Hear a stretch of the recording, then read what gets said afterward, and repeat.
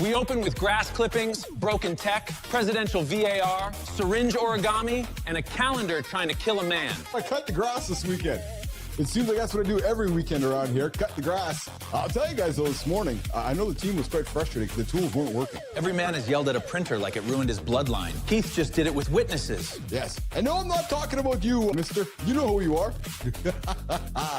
And I know those who know me know who I'm talking about. Yes, we're not talking about you, Mr. Tool. Mr. Tool just unplugged his webcam and started typing, haha, same, into the void. No, not at all, actually. So, for those of you that are working on Google Veil this morning, you might be frustrated. All right. Hey, so, man, I just got to put this one on the table first thing.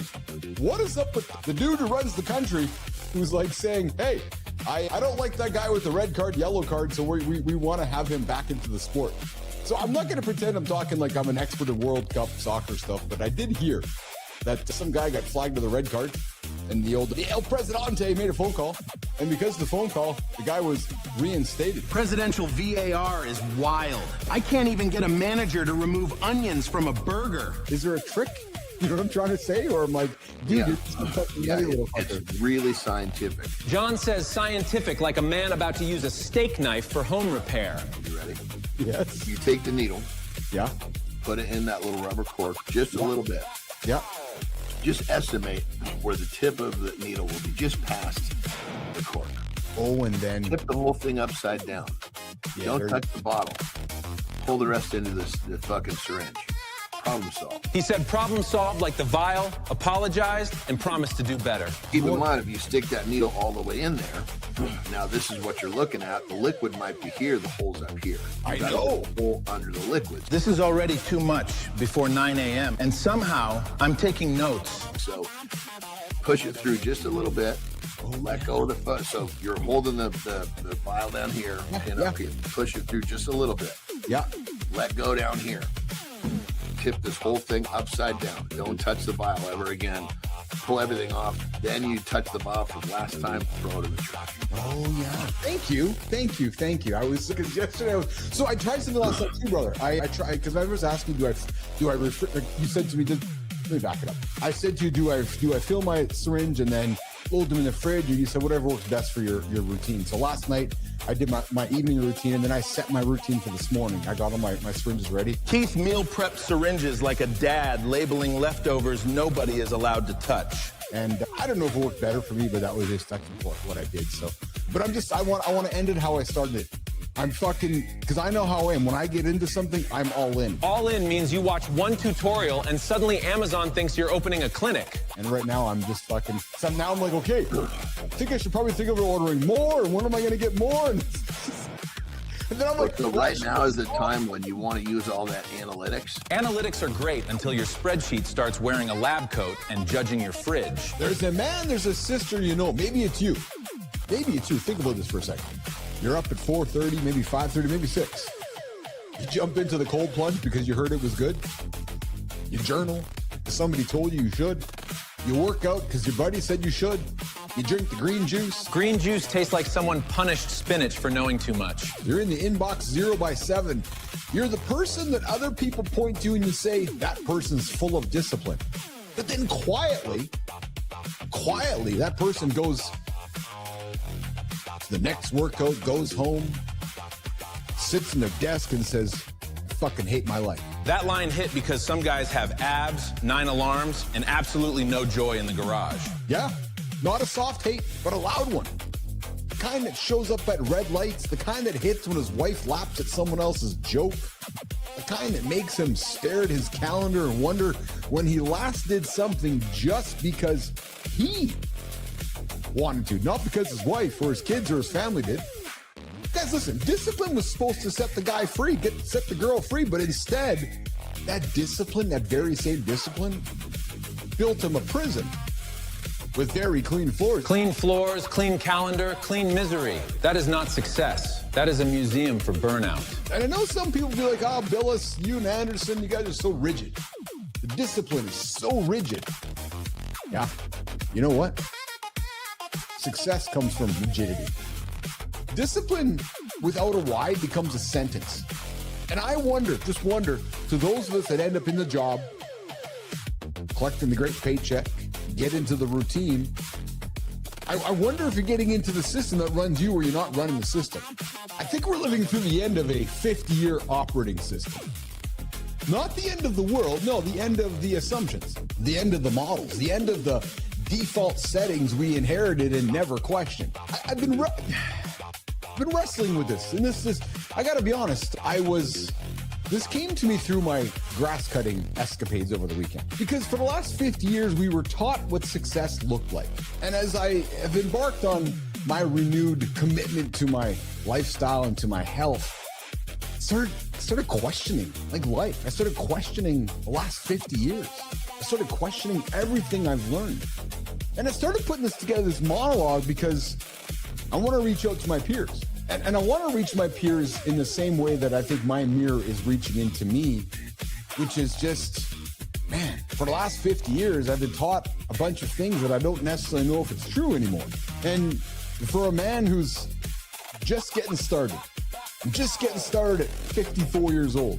My best 50 years are ahead of me. 54 and dangerous is better than 34 and spiritually buffering in a Teams meeting. I'm asking myself, what the fuck, man? I've learned a bunch of stuff that I'm asking whether it's real. Go to school. Get the credentials. Go find the company. Go climb the ladder. Go buy the house. Go build the resume. Go protect the image. Go stay in your lane. Go follow the rules. Go wait your turn. And for a while, yeah, it seemed like it worked. That's the world that I grew up in. Go fucking bust your ass and get after it. And maybe it's made sense in the world that it was built for. I don't know. Sullivan, I know you know what I'm talking about. But that world, man, that world's gone. And no, I'm not starting to sound here like the fucking old guy going, oh, they're just the old guy talking about the old days, and now here's the new days. No, I'm not really trying to say that at all. Watch the previous highlights if this chaos feels familiar. Full show is up next. Hide your calendar.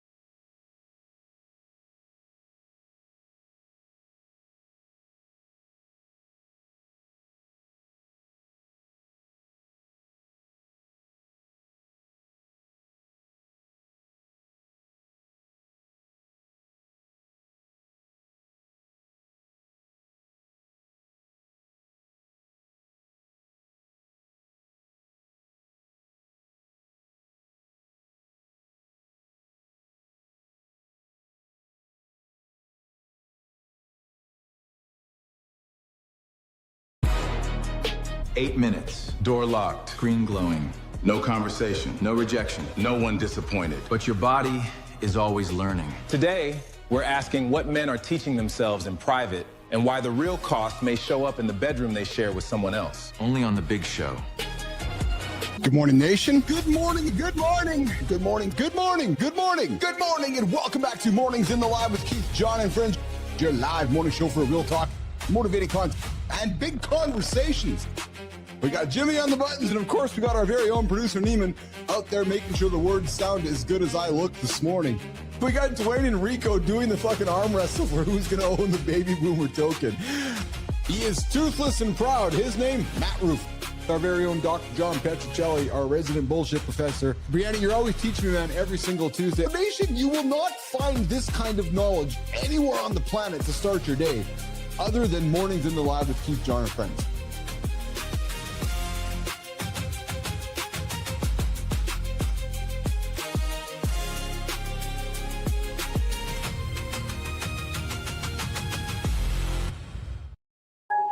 Yo, what's going on, nation? Good morning, good morning. Welcome back to the big show we call Mornings in the Lab with Keith, John, and friends. I'm the handsome chief. My name is Keith Bills. Coming up, John Anderson will be joining me on the show here this morning. Hey, Matty Roof kicked us off this morning. Do you guys know who Richard Starkey is? Yeah, well, he was teasing it all morning. If you don't know who I'm talking about, go tune into Kindness Rising, 7:30 Eastern Time, right here on the big network we call Mornings in the Lab with Keith, John, and friends. Today, guys, we're talking with Briana Bass, the appointment that never cancels. Yeah, your own date, your own hand, your left hand, your right hand. We're talking about Jimmy, do I say it out loud? Like, do I say the word on the air? Do I tell people what we're talking about today? Do I talk about mastering our domain? So back in when I grew up with Seinfeld, yeah, you guys know. Yeah, the conversation was the whole idea was mastering your domain. But I wonder if we use that terminology in 2026, or we just say, hey, we're talking about jerking off today. Oh, yeah, it's exactly what I said. Hey, Jimmy, looking kind of young and fun here today. It's a BPC 157, that glow stack. I'm glowing today, Jimmy. Look, I'm just glowing. Skin's glowing. Ooh, baby, I feel like I've shed 10 years off my life thanks to my new peptide protocol with John Anderson. Yep, true story. But anyways, hey guys, you got Briana Bass talking today. We're talking mastering our domain. We're talking about the fact that too often, we don't have this kind of conversation, and the conversation is really about this: taking care of ourselves when something else won't take care of us. And hey, I do have something else to put on the table today, and I think this might even be a conversation topic starter, which is a certain percentage of human beings are now sexless. Hold on, I got to pull that one up here, Jim, because I know that I had the data in front of me here this morning, but my box is closed up. Yeah. Here we go. Okay, so yeah, here we go. 1 in 3 men haven't had sex in the past year. Yeah, 1 in 3. So Jimmy, the odds of those single dates, the appointment never cancels. I'm thinking that it's happening right now. 1 in 3 men are not getting it. 1 in 3 men are dying earlier because we know that life expectancy work perpetuates living longer. Yeah, oh, the handsome chief's living much longer here today, man. Oh, I'm on a streak. Yeah, 3-4 days. Bang, bang, bang, bang, bang, bang. Oh, yeah, just like Jimmy, bang, bang, bang. Not ding, ding, ding. No, bang, bang, bang. Yeah, exactly it. So here we go. We got that conversation today. Plus a bunch of good stuff here, man. The Curiosity Cache. Hey, Jim, I'm going to get this one today. The Curiosity Cache. I want to get to it today. I want to get to this one today because how to ruin your entire life. Jimmy, I think we're going to put this one up here today. 31 mistakes people sadly make. Not sure if we're going to get through all of them, but I really want to get into some awareness today on the decisions we're making that are just subtly destroying our life. Yeah. You know what I mean? Like, just these little things that they just continue to enter into our life. You wake up, you're like, oh, holy shit, man. I may have been gambling a little too much, or maybe I married the wrong person. You know, this is actually a good segue to. I got a Dustin Poirier clip. I think we talked about him a couple weeks back, getting arrested while he was in the news yesterday. Just doing some. What's the word I'm looking for? Amends. So we're gonna have the conversation today about 31 ways you can absolutely destroy your life. Without even knowing it. Hey, maybe one of them, Jimmy, is going to a Coldplay concert. Yeah, with a coworker that you're not supposed to be there with. That could be a way you could destroy your life. Yeah, true story. All right, coming up as well, we got some trending topics, a bunch of rhetorical questions, and a bunch of fun things to put on the table as part of the big show we call Mornings in the Lab with Keith, John, and friends. And we know the Rico Minute. We've already expired the Rico Minute, so we should probably get the show on the road before I get shit from one of our OGs. Who's that? His name is Rico. Jimmy, let's get the show on the road because the morning loop, it starts. Oh, hey, I got to pick a side. It's coming up next. When the morning loop, it starts. Should I change the camera? Right now. Good morning, nation. Let's start our morning with facts. 24% of men, 22 to 34, had no partnered sex last year. That number was 9% a decade ago. So yes, Preston, Frankie, and Tommy are officially affecting national data. Frankie and Tommy, maybe? Not me. I have structure, soap, and the ability to make eye contact after 8 p.m. Preston, you look like a man who finishes alone in 8 minutes, then needs 40 minutes and a pep talk with his wife. That's Frankie. Frankie treats sex like cardio. He starts confident, regrets it fast, then blames hydration. Tommy's different. Tommy thinks taking his socks off is foreplay. But Preston, you're still the one with 8-minute allegations. Briana is here today. So Preston, defend yourself if that's not true. Let's start the morning loop.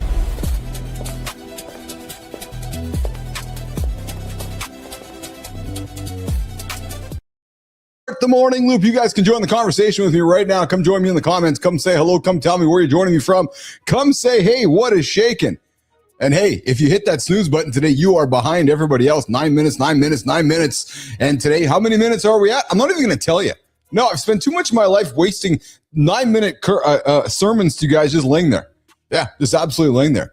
All right, we got a trending topic. We got a guy who retired. Yeah, his name's Ronaldo. And we get to pick a side. Jimmy, you choose. What are we doing first? Pick a side, or are we doing the trending topic? You're on the buttons, Jimmy. Do we do pick a side, or we do the trending topic? Because we got some Ronaldo. Hey, Ronaldo. The guy retired. Yeah. 20 years chasing the World Cup, and Ronaldo leaves crying like the trophy blocked him, followed him, and kept the security deposit. That man scored 146 goals for Portugal and still got friend-zoned by the one trophy he actually wanted. Then he says he's leaving with a clear conscience. Brother, that's not closure. That's LinkedIn language for I'm dying inside. So the question is, when your life's biggest goal says, new phone, who dis? Do you move on or lie beautifully? What are you talking about, Jimmy? Are you? Wait a minute. Hey, Dr. Stephanie Atwater. I must have been reading a different memo last night, Jimmy. Are we on the same show here today?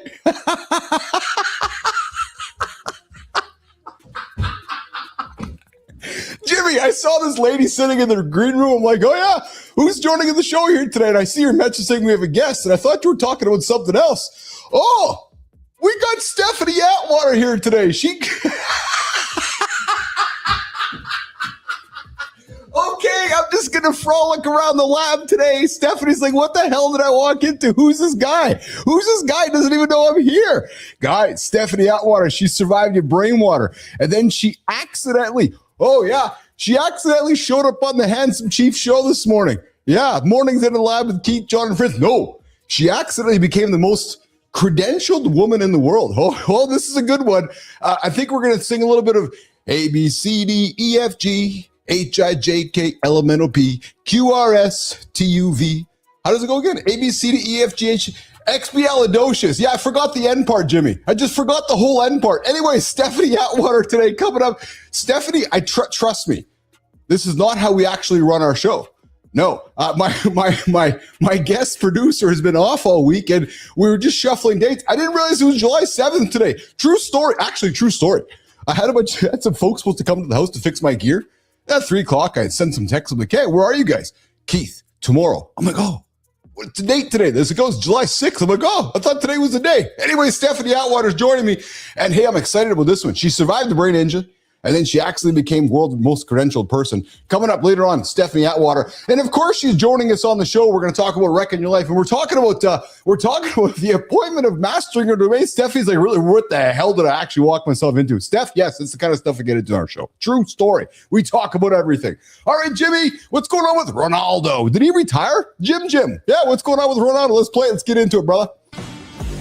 20 years chasing the World Cup, and Ronaldo leaves crying like the trophy blocked him, followed him, and kept the security deposit. That man scored 146 goals for Portugal and still got friend-zoned by the one trophy he actually wanted. Then he says he's leaving with a clear conscience. Brother, that's not closure. That's LinkedIn language for I'm dying inside. So the question is, when your life's biggest goal says new phone, who dis? Do you move on or lie beautifully? Of the fact that when we have our friends Sterling and Preston bringing stories from the UK, they tend to grab a UK accent that I'm trying to pull out of my mouth right now. Anyways, Cristiano Ronaldo, he just played his last World Cup. Yeah, 20 Years, 6 tournaments, 146 goals for Portugal, and he's walking away without the one trophy. He's the one trophy that matters in sport. So here's the thing. Here's the question, guys.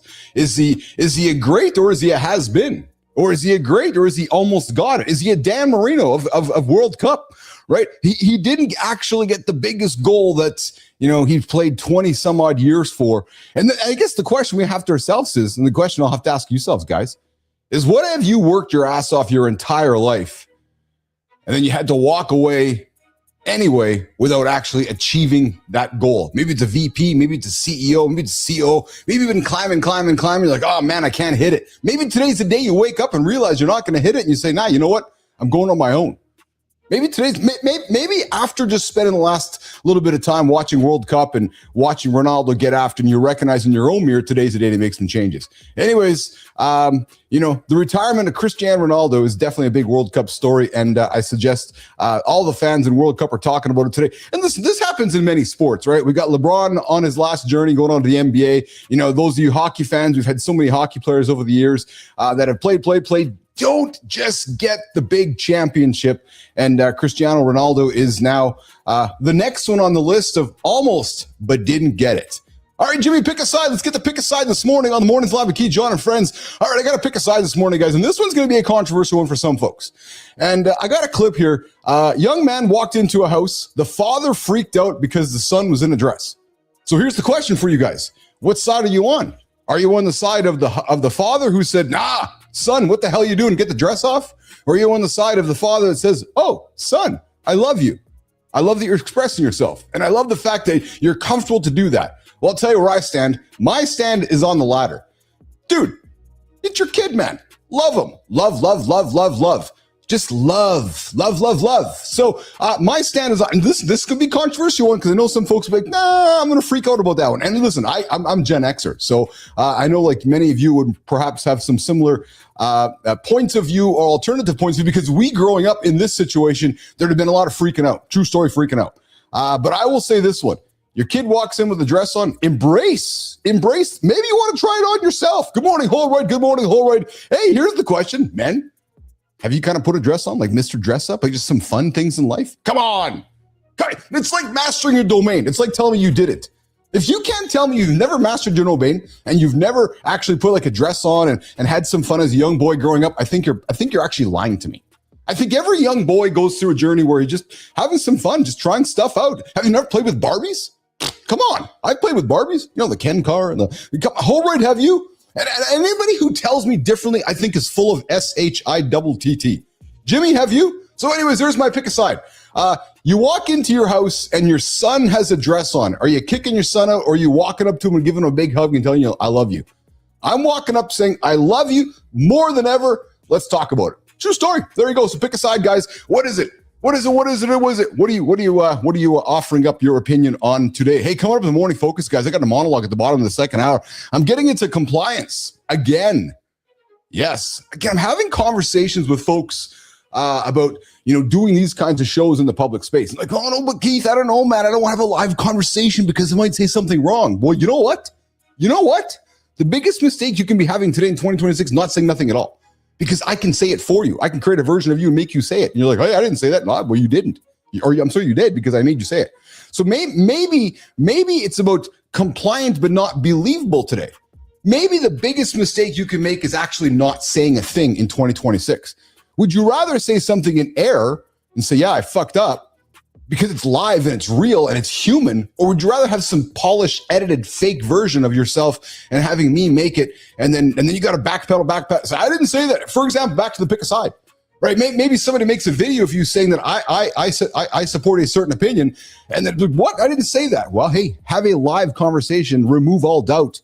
And you can do it with us right here on Mornings in the Lab with Keith, Jon, and friends every single day, 8 o'clock live, right here on the Mornings in the Lab Live Authority Network. Of course, Roofy opens it up for us at 7:30, right here with Kindness Rising. What's going on, Mike Papakota? Yes, my brother, Mike Papakota, out here in the community. Mike, it's true, right? A hug is absolutely the way to go. Right, and I don't know, man. If I walk into a room with a buddy, and my buddy and I walk, so Mike, you and I walk into a room and your son has a dress on and you freak out. I'm like, dude, come on, man, let's walk out. I'm gonna give you a hug and so let's leave with love. Listen, the world has a place for hawks and doves. I get it. I get it. I don't mind every now and then when we got to take an action. But man, the power of love, baby, the power of love. Speaking of the power of love, Jimmy, Dustin Poirier was back in the news. We talked about it a couple weeks ago. He was caught going through a really tough situation. A tough situation. Yeah. And he talked about it. And I want to get into it because you talk about remorse. You talk about taking responsibility, which too many of us don't fucking do, man. Too many just, Listen, Dustin Poirier taking responsibility. Jimmy, let's run the clip. Poirier got into it at the airport, then apologized like a man who realized TSA has zero chill and unlimited cameras. Airport staff don't argue like normal people. They just stare like, sir, I can ruin your entire month with one radio call. That's the funniest part. Cage fighter outside the octagon, suddenly fighting the most dangerous opponent alive, a tired airport employee. So let's talk about it. How does a professional fighter survive 5 rounds, then almost lose to Gate B12 and a badge? Coming up, Johnny Anderson's joining me this morning. So John's house is out of sorts right now. Jimmy, I got that text from this morning saying, man, my house is still out of sorts. I'm like, yeah. He's like, so I'll get there when I get there. I'm like, no problem. Coming up, Dr. Stephanie Atwater, the most credentialed female in the world, on a day I didn't realize I even had a guest. I didn't realize July 7th today, apparently. And Stephanie showed up. I got nothing but great gratitude for that. All right, UFC star Dustin Poirier, he stepped up and apologized for an airport incident. If you remember, we ran this clip a couple weeks ago. What, a week ago, I think it was, Jimmy, the guy was freaking out, man. The guy was under influence, and he was not acting very appropriate, to say the least. Well, he got in front of the camera yesterday and said, you know what? I fucked up. And he got up and expressed nothing but remorse for the incident, to the airport staff, to the police officer. And he's basically said, I was a douchebag. I was not a very kind human being. There was nothing kind about the situation. And he was like, man, I'm sorry. And I got nothing but props and respect for that, which is, it's very much a rare form of accountability from really a guy with nothing left to prove. And I think that's kind of the point, right? The nothing left to prove part. Too often, we look at, I think, people that appear to be entitled or appear to be at different plateaus in their life. They do things, they just kind of go about it and like, oh, really? But this guy, he made a mistake in front of all of us. I was captured with cameras and video and everywhere. And he's like, yep, I'm the guy. And here's what happened. So I got nothing but respect and props for that. Hey, Dustin Poirier, we'd love to have you on this morning conversation with us. And of course, I would say that he's also making amends because he's commentating the upcoming fight this weekend with McGregor as part of the big UFC fight coming up this weekend. All right, Dr. Stephanie Atwater, coming up in about 12 minutes or so. She is the most credentialed woman in the world. Hey, get this, guys. Imagine this. Imagine you end up in a really bad car accident, and the end of your first year of university, you wake up with a brain injury. You have to relearn how to read, relearn how to speak, math, all of that. But then somewhere along the way, she figured out that learning new things was the thing keeping her alive. So you know what she did? She kept going. The ultimate learner. I wonder how she's waking up with, wait a minute, there's all this knowledge in my pocket now, like all this artificial intelligence knows more than me. Fuck, man. Stephanie got scammed. She's like, I'm going to become the most credentialed learner. And then AI, she woke up one day on, what was that, like November, maybe 2022. She's like, holy shit. The last 30 years of my life, all in my pocket now. I'm like, yeah, true story, Stephanie. Yeah, it's like all right here. Yeah, so good for you. You got all those letters. Yeah, I got all that knowledge in my phone now too. Now we're going to talk about it coming up. But hey, I wonder if we can get all that knowledge out of her skull into an AI agent so we can create like this Stephanie Water AI person. She's a rehab specialist working with everyone from trauma survivors to military operators. She does not let you wallow. Her name is Dr. Stephanie Atwater, coming up in about 11 minutes or so with myself and Johnny if he gets here. Hey, Jimmy, let's check out this epic spot. So we like to talk Lego on the show because the Handsome Chief loves his Lego. I love playing with my Lego. And when I lost my job, what did I do? I went and played Lego. So Jimmy, let's check this out, man. We got an epic, Let's run this epic spot right now. Check this out. They made a complete, where's my notes here? This car, check this out, guys. So this car is 13 hours of a fully functioning life-size Bugatti. 1 million pieces, Jimmy. They made this Lego with 1 million pieces and they actually drove it. Dude, that is incredible. Get me one of those. Put that in my garage. So, man, as it is, a Bugatti, what's a Bugatti? Like $1 gazillion to start with? Now you're going to make it out of Lego? Fuck, man. That is so awesome. That's awesome. Hey, Briana Bass is joining us in about 40 minutes. Briana will be here with myself and John Anderson. We're talking about, Steph, sorry, we're talking jerking off. You don't have to stick around for it. No, you do not have to stick, unless you really want to. But there's nobody else having these conversations first thing in the morning. And there's men out there wondering, waking up going, do I rub it? Do I not rub it? It's not working. It's not working. We should talk about why it's not working, right? And we know that if we're having more sex, both females and men, we live longer. It's a fact. So we like to help folks live longer. That's what we do here on the show. So we're talking masturbation, mastering your domain with our very own resident clinical sexologist, Briana Bass, will be joining us here in about 42 minutes. It's funny because last week, Briana and her partner joined the show. Remember Jimmy Dom? And the topic last week was supposed to be today's topic. But she's like, Keith, we can't talk that when he's with us. I'm like, probably not. So we talk. So last week's conversation was, why do we get fat when we get into relationships? And then today's conversation is the opposite. What happens when you don't have nobody to be in a relationship with? Yes. All right. Well, listen, I think he woke his house up because like, hey, I got to sit down to get onto camera. Yeah. His name, Jon Anderson. Jimmy, let's bring it.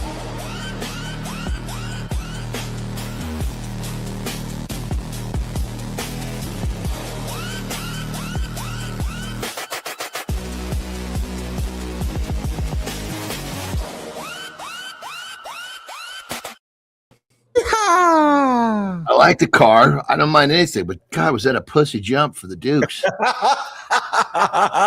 The Dukes of Hazzards, man. What an awesome show. Bo and Luke. I just saw a fucking snippet on that. Yes. It's fucking crazy. Hanging out, talking random shit. Yeah. We got this fucking, I don't know. I had my phone in my hand. I remember that. Yes. I was like in transit. I was headed from the beach to the house and somehow got caught up in a conversation talking about the Dukes of Hazzard. Love the Dukes of Hazzard. Oh yeah, my favorite all-time show. 100%. Dukes of Hazzards is every time I turn on a device, there's something about the Dukes. The Dukes. But what I didn't know, dude, check this out. Yeah. So the original blonde guy, Bo. Yeah. John Schneider. Yes. Yeah. That fucker lied. He was 17 when he got signed on to this. Oh, no kidding. Yeah. Yeah. Yeah. Anyway, it's like a standard shit. The fucking TV tried to take advantage, so they walked off. I remember. Then they brought the cousins, remember? Vance and cousins almost turned the fucking show upside down. Oh, remember when I taught you about jumping the shark, Johnny, with the Fonz? I was telling you about jumping the shark. Remember I said, we watched a couple weeks ago and I said, jump the shark. And you thought it was a joke of mine. I said, no, it's when Fonzie jumped that shark and you understood that. When the cousins came on is when the show started to jump the shark because it was like, we're wrecking it, right? Well, I mean, the story wasn't too bad. It was the fact that they had to go somewhere, and then a different set of fucking nephews came to help Uncle Jesse. Yeah, but they went off to the race circuit or some bullshit. Yes. Remember the characters? The characters just didn't do the same job. Man, Boss Hogg. Uncle Jesse, Hogg didn't get switched out, did he? No, he didn't. No, but remember him, like that actor, man. That was fascinating, man. Yeah, Dukes of Hazzards. Hey, Johnny, I didn't realize what day it was today, and I'm sitting here on the show, starting the whole show, having a good old time, and I see this person sitting in the green room, and I thought it was. I gotta be honest, I thought it was a video that Jimmy had set up, and then I see the head moving and it blinking, and then I'm like, what the hell? And then Jimmy's like, we got a guest today. I'm like, what? And I'm so because Kai has been away, so I'm like, getting ready for the show. We're talking about, and Jimmy's like, we got a guest, and I'm ignoring him. I'm like, we got a guest. I'm like, what? He goes, we got a guest. I'm like, holy fuck, we got a guest. So Johnny, we have the world's most credentialed doctor, Dr. Stephanie Atwater, brain injury, joining us in about 6 minutes. What gives it the world's most credential? Yeah. So what is it that define that? I am going to we'll let her define it. So get this though. So I want to set it up for you. So she survives a brain injury and then she accidentally became the world's most credentialed woman. I guess she woke up and I'm not, I'll let her set it up. But apparently her journey in life has been nothing but learning, which I love. And so do you love. We're going to talk to somebody who has been a lifelong learner, Dr. Stephanie Atwater, coming up in a few moments on the show. Well, it's a good point. If you have interest in something that's constructive, a real interest, you're going to be a lifelong learner. Oh, totally. I'm eager to talk. I can sense she's got some great energy. I can see she's eager to get in here. She's walked into, she's like, I don't know what the hell I'm joining, but I think she's thinking I'm eager to be here. We got Briana Bass here coming up as well. We're talking single life expectancy work today with Briana. Single life, meaning a single person. Yeah, as in mastering our domain, as in jerking off. Yeah, we got that conversation coming with Brianna today. Yeah, Roscoe P. Coltrane. Oh yeah, Roscoe. That was the other Dukes of Hazzards guy. Remember? He was the sheriff. He was the sheriff. Yeah, he was the sheriff. And they had a couple of different dipshit deputies. Yeah, they did have a couple of dipshits. Those guys were interchangeable. Didn't matter. Yeah. I'm thinking Dr. Stephanie is a little bit younger than you and I, so I'm suspecting she was maybe not a Dukes of Hazzard fan, but we'll ask her when she shows up. Hey, I've got a question for you, brother. So I did a pick a side this morning. I like the pick a side thing, like we talked last week, shaved or not shaved. Well, today's pick a side was if you walked into a room with your son, you don't have one, but if you had a son, you walked in and he had a dress on, would you kick him in the ass? Or would you give him a hug? Well, I mean, there's probably a few different questions that would come involved for something like that. The first thing I would do, I know you well enough, you'd give him a hug, and then you'd ask a bunch of questions. But I would give him a hug because it's your kid. You give him a hug, and then you have some. Because I mean, to give him a hug would be some sort of reassurance. Why would I need to give him reassurance to ask him a question? What's up, son? Is this interesting to you, or are you just getting ready to go to a costume party? I'm just curious either way. Exactly, and I don't need to give him a hug to say that. I know, but I just put the two things on the table because I know you well enough. You're not the opposite. Like, you're not going to walk in. Well, look at the fucking dad who's pissed off. I know. He's probably fucking queers a $3 bill. He just can't fucking admit it. Well, and maybe there's some. The whole thing really makes me uncomfortable because I'm like, dude, like, just go spend some time loving your kid. That's what's most important to me. So coming up, it didn't make a difference what he found his son in. He was going to act like an idiot anyway. Probably was going to be an idiot along the way. Yeah. Hey, so I know you and Terry have been exploring the worlds of flying airplanes. I caught a moment, man. A moment that a seaplane just 2 days ago. Crash landed, a hard landing in New York's East River, and we caught it on video. Jimmy, let's run this clip so we can show Johnny. Nothing wakes New York up faster than a seaplane smacking the East River, like it forgot water has bones. She's filming the whole thing too, because apparently even near death needs content strategy now. That landing wasn't hard. That was the pilot rage-quitting aviation midair. So today we ask, when your vacation becomes a wet slap from God, do you still leave 5 stars? Let me run this clip while we're talking, but there's actually the young lady, Johnny, she's filming it as they're crashing because she's thinking they're not going to crash. She's thinking that they're going to land. Well, you see it. The pilot filming?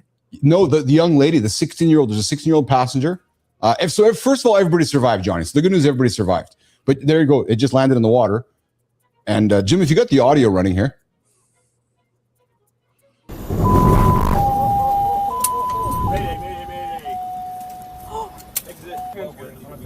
Pontoon's good. What's happened? Pontoon broke. Still broke? Yeah, we're okay. Pontoon's still.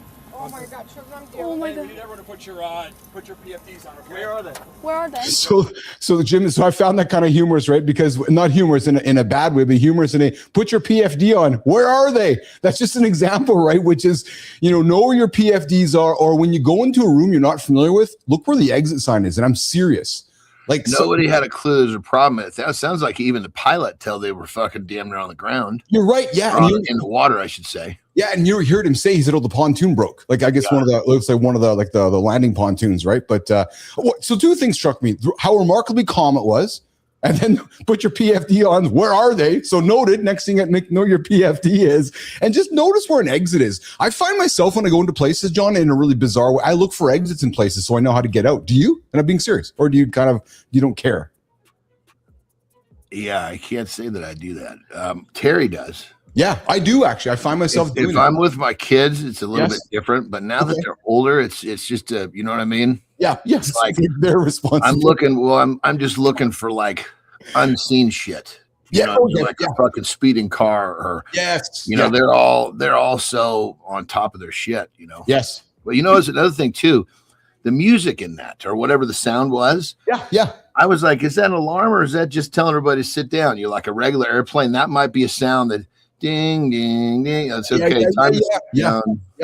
I heard that too. Yeah. Kind of an interesting. I mean, it was actually a good thing that nobody really there's no panicking because nobody knew what was going on. That's exactly what I found too. They said Mayday. Then they're like, wait a minute. Yeah. So as a young man, I saw an incident like that, Johnny, where I grew up on the Red River here where the plane landed. It actually flipped over. And then I was watching and all the emergency vehicles showed up. Everybody survived too. I saw that incident, but it landed. And I think the way the pontoon hit the water, it's like it caught something and flipped. Well, that's the fucking, that was when I was landing, he's like, look, I kind of messing around. Okay, what's the worst that could happen? He goes, honestly, we don't want a cartwheel. Yeah. No, you don't want to cartwheel. No, that's our worst outcome right there. Noted. Once that starts happening, we're not recovering. Yes. All right, we're going to bring in Stephanie Atwater, Jimmy, in about 2 minutes. But I got a question for Anderson before we get into Steph, because I called Anderson yesterday. You guys know I started my peptide journey this week, and John's been coaching me and helping me through it. And I texted John yesterday. I said, Johnny, I think I'm hungry. And he's like, good, because that means it's working. Johnny, I called you. Let's see if you know what that means, though. I'll explain it happily. But do you remember what I said yesterday? Yeah. Give me a hint. Why? Why is it good? So the fire in my body, my metabolism, the fire is burning, and I'm trying to use some analogies and metaphors you've taught me. So the fire in my body is burning, and I believe the fire in I believe I'm been retraining my body to get that fire burning a little more effectively, and I think because of it. It's giving me some signals that that it's working and that I'm hungry. Did I explain it properly? Yeah, I understood it perfectly. Okay. But to summarize that, basically what you pretty much you said. I'm just taking out all the words that would make the dots not connect so easily. Yeah. So when Keith and I met, I said, okay, we'll do this, but there's level 1, which is your lifestyle, how you eat, sleep. That's got to be taken care of because we need that to empower, or he kept using the word fire, to stoke up your metabolism. Yes. Because we want your metabolism working with the peptides, not your metabolism work against the peptides. Yes. And so him saying he's hungry is actually because he started eating earlier in the day. He's fueling his fire, which now he's actually creating more hunger. So for many of you guys thinking it's right, well, Retta's not working. Well, Retta, there's just one little piece of the equation that's one piece is slowing down your appetite, but we're not really interested in that part of it. Yes. We're interested in all the other benefits. Now we're interested in the fact that it makes it easier when it comes time to eat what you need to eat, not what you want to eat, but we don't want to not be hungry. Yes. That's the magic of Retta. When you're hungry and you eat, you're fueling your metabolism to work with the peptide, which is going to be 5 times the success. Instead of, if I understand this, instead of where we are typically taught with traditional go to the subscription, take this, don't eat, which is wait a minute, right? That's not actually the goal of this thing, because that's why we see everybody withering away, right? So we're trying to get me to a point where I'm getting it, but I'm still eating because I want to be strong and I want to have muscle. I don't want to wither away to nothing, right? Fair enough? Exactly. Awesome. Cool. Thank you, Johnny. All right. We're going to keep those conversations going, every single day here on the big show we call Mornings in the Lab, as I continue to share my journey with you guys with peptides. And hey, I was saying, Johnny, I looked in the mirror today, man, I got a glow, man. My face is looking young. I feel like I'm glowing. It's my glow stack, I think, John Anderson. Yeah, I'm feeling like I'm glowing today, man. Maybe it's the fact that I've been practicing lots of life expectancy work too for the last few days. So maybe that's the other reason I'm glowing. It all adds up, Anderson. It all adds up. So how long have you been on the glow now? This is 4 days now. Yeah, 4 days. This is the 4th day. Yeah. I mean, some people notice shit right away. Yeah. But just so everybody understands, it's not peptide is not like take a shot of alcohol. Oh my God. No, I'm as much having some fun and having some jest. Yeah. So, all right. All jesting aside, let's get into some serious conversations. Sophia Grant, Jimmy, we're going to get the show on the road. She's been patiently waiting. It's a good song too. Patiently waiting. Oh yeah. I love that one. All right, Jimmy, let's set it up. Let's bring her in. Sophia Grant, Keith Billis, Jon Anderson, Mornings in the Lab with Keith, John, and friends.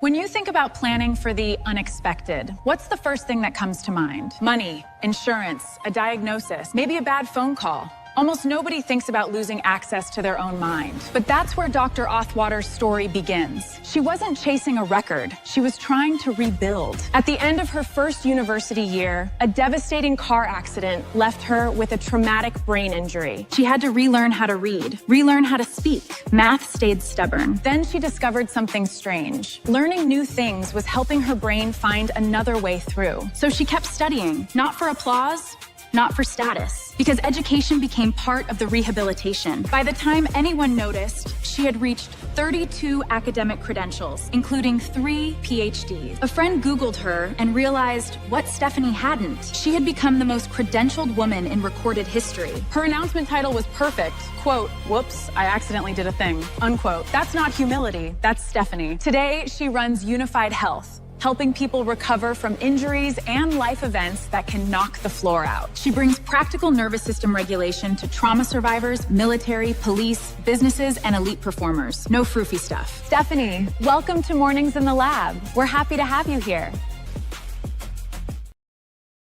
Jimmy, I'm embarrassed that I've messed up this whole opener because I didn't realize she was here today. So let's just bring her in, Dr. Stephanie Atwater. Hi. How are you? I'm so good. I'm so happy to be here. This is so much fun. Okay, good. So I didn't.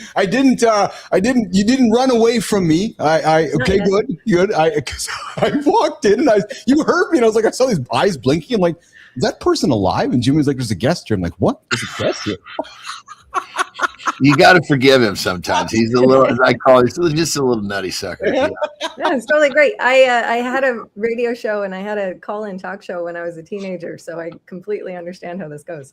Oh, you get it all then. Okay, yeah, awesome. So first of all, where are you joining us from? From Nova Scotia, from Halifax. Canadian girl. Awesome. I'm here in Winnipeg, Canada. Yes, I know. I looked you up. Well, then you understand he's nutty. Absolutely. Yeah, welcome to the club. Hey, Steph, so first of all, take a stand. You walk in and your son's got a dress on. I don't know if you have kids, but your son's got a dress on. Are you loving or are you saying, what the hell's going on? I'm loving him. I grew up, I'm Gen X too. And so. Okay, there you go. So you can relate like the girl days in high school. Like Tu Wong Fu, thank you for everything, Julie Newmar. It was a huge movie. That's awesome. Yes. I don't understand the controversy. So we're all related. Because you're someone who would have a great answer for this. My initial thought was if I have to go in and give him a hug, what does that demonstrate about our relationship up to this point? Does it show that I'm have to be reassuring I'm going to accept him, or I'm just accepting, hey, son, you going to a party or you feeling good in that dress? I think it really depends on the kid, the moment, right? Yes. He had his friends there with him. It clearly is kind of a gag, maybe, I assume. Yes. As opposed to if he comes out in a dress to, let you know that this is who he is now. Different circumstances. I think the moment really calls for what the circumstances. And that's a fair comment. Yeah, because Johnny, when I was dressed like Nikki Sixx or Vince Neil as a young man growing up, I think when my dad walked in, he was like, what the f- is going on right now? I'm like, yeah, that's exactly. He was worried you were a little weird from the beginning. So that was a deep-rooted thing for him, Let's get into Steph, Johnny. So, Steph, I was teasing with you, and you have 32 degrees. Like you are. Hold on a second here, Anderson. 32 degrees. Well, okay. So I actually have a thing around this. It's actually more than that. I just finished. I know. I'm a ridiculous human being. So I just finished 80, actually. So I just did a Doctor of Science in Clinical Nutrition. So I love that you guys are talking about peptides. Like this is my show. I love this. But 32. So 32 is actually an inside joke of mine. Okay. So the real number is 80. You have 80 degrees. 80 degrees. Now, real quick. So this is kind of like, in a terrible example, but a guy who likes to go to these like really interesting restaurants, and he goes to all these crazy places. You're just picking up a degree at every stop. Well, and this is the thing is like once you've done so many, like there's sort of a skill set here. You start. Well, it's like if you go get something else to eat somewhere and you finish that book that you haven't quite finished, you got another degree. Absolutely. Right. So like, because I do different fields, you just sort of pick degrees that are in similar fields. And then that way you only have to do like 2 or 3 courses and then you've finished another degree. So she's got so much in the hopper at this point. It's like, you can just kind of like, well, Jesus, I'm so close to this one. I'll just read this book and I'll get another one. And then I get another one. And so you just sort of pick them off. And then especially too, when you do so many, you form relationships with schools. And they, I had a very similar experience in this. I had a very similar experience in this. And it's a joke when I make this. I was in college and I went, just so you know, I went to college to lift weights and chase girls. Very, very clear what I was there for. And so I was there. It was in my coming up on beginning my 4th year. And my professor called and said, you can't show up again without declaring. I said, well, fuck, I don't know what I want to do, Father. God damn it. Because there was a Catholic school, And out of Jesus Christ, Father, I would talk like this because we'd have a laugh about it. Jesus, Father, help me figure this out. I said, what am I closest to? He goes, I'll call you back. And he goes, well, if we do this right, if we do like this and this, you'll get a minor in theology and a major in theology. I was like, done. There we go. I was just drifted that way, and I was the closest to that stop. Just kind of like you've got every time you turn a cheek, you've got another degree. That's exactly. And so, I just sort of pick what am I closest to now? And then I just do a couple and grab another one. Absolutely. Yeah. So Steph, 2 extremes of the scale right here. I love it. Let's get to the root of it though. So I believe the root of it though was the brain injury. Am I correct? Yeah. So the root of it was an accident. Can you take us through the accident, the brain injury, and take us through like those moments of that time, which life was not very good at that time? What happened? Oh God, it was terrible. And it sort of, I don't want to bring down your whole vibe here. No. You gotta have the contrast. 100%. Yeah, absolutely. So no, I was driving home. I used to work a bunch of jobs, and I used to work at what was the Corral Center at the time, and I think it's like Scotiabank Place. Oh yeah, in Ottawa. Yeah, in Ottawa. And I hit a deer on the highway, and you were talking about the cartwheeling. My car did that. And so the roof caved in and hit me on the head, and kind of got all these compression fractures and got a brain injury.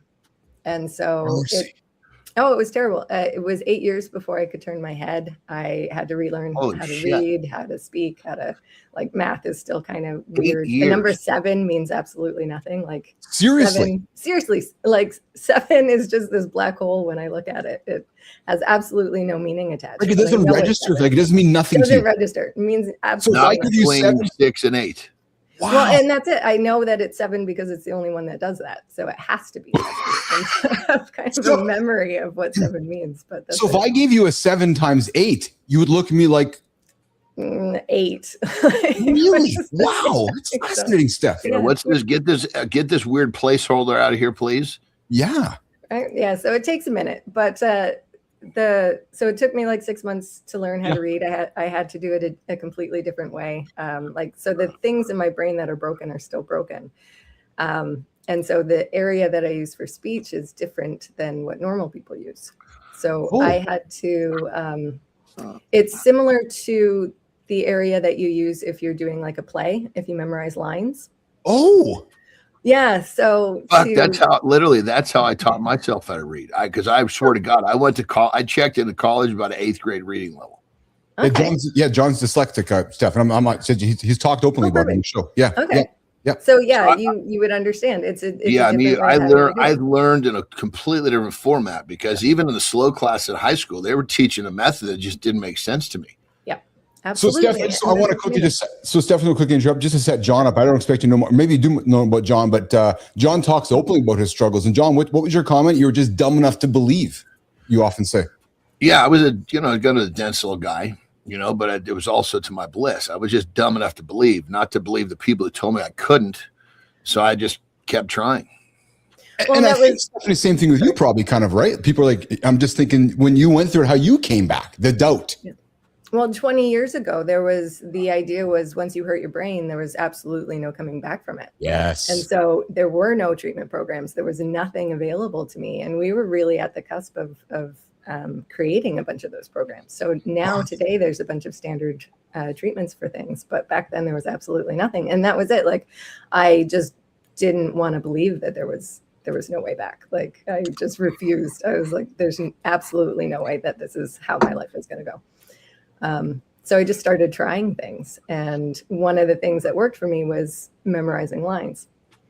And swearing. Like, I love that you guys swear here, because where swear words are stored is a different area of the brain. And so it's funny, Jon, because when I invited her to the show, the comments were, "Do you guys swear?" I'm like, "Yeah," it's because you asked me. And I was like, "Well, good. Then fuck you."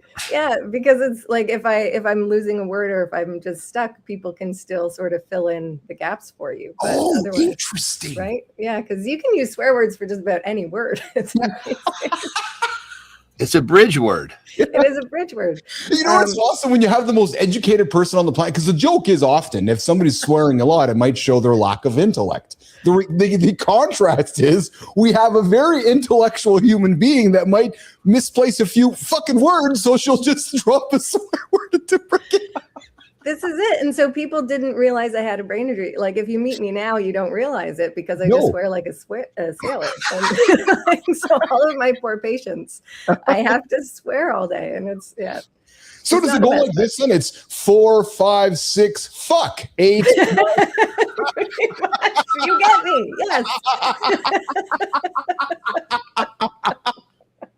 That's exactly how the day goes. Dr. Stephanie Atwater joining myself and Jon Anderson, the world's most credentialed woman, hanging out with us this morning, rebuilding yourself back from brain injury.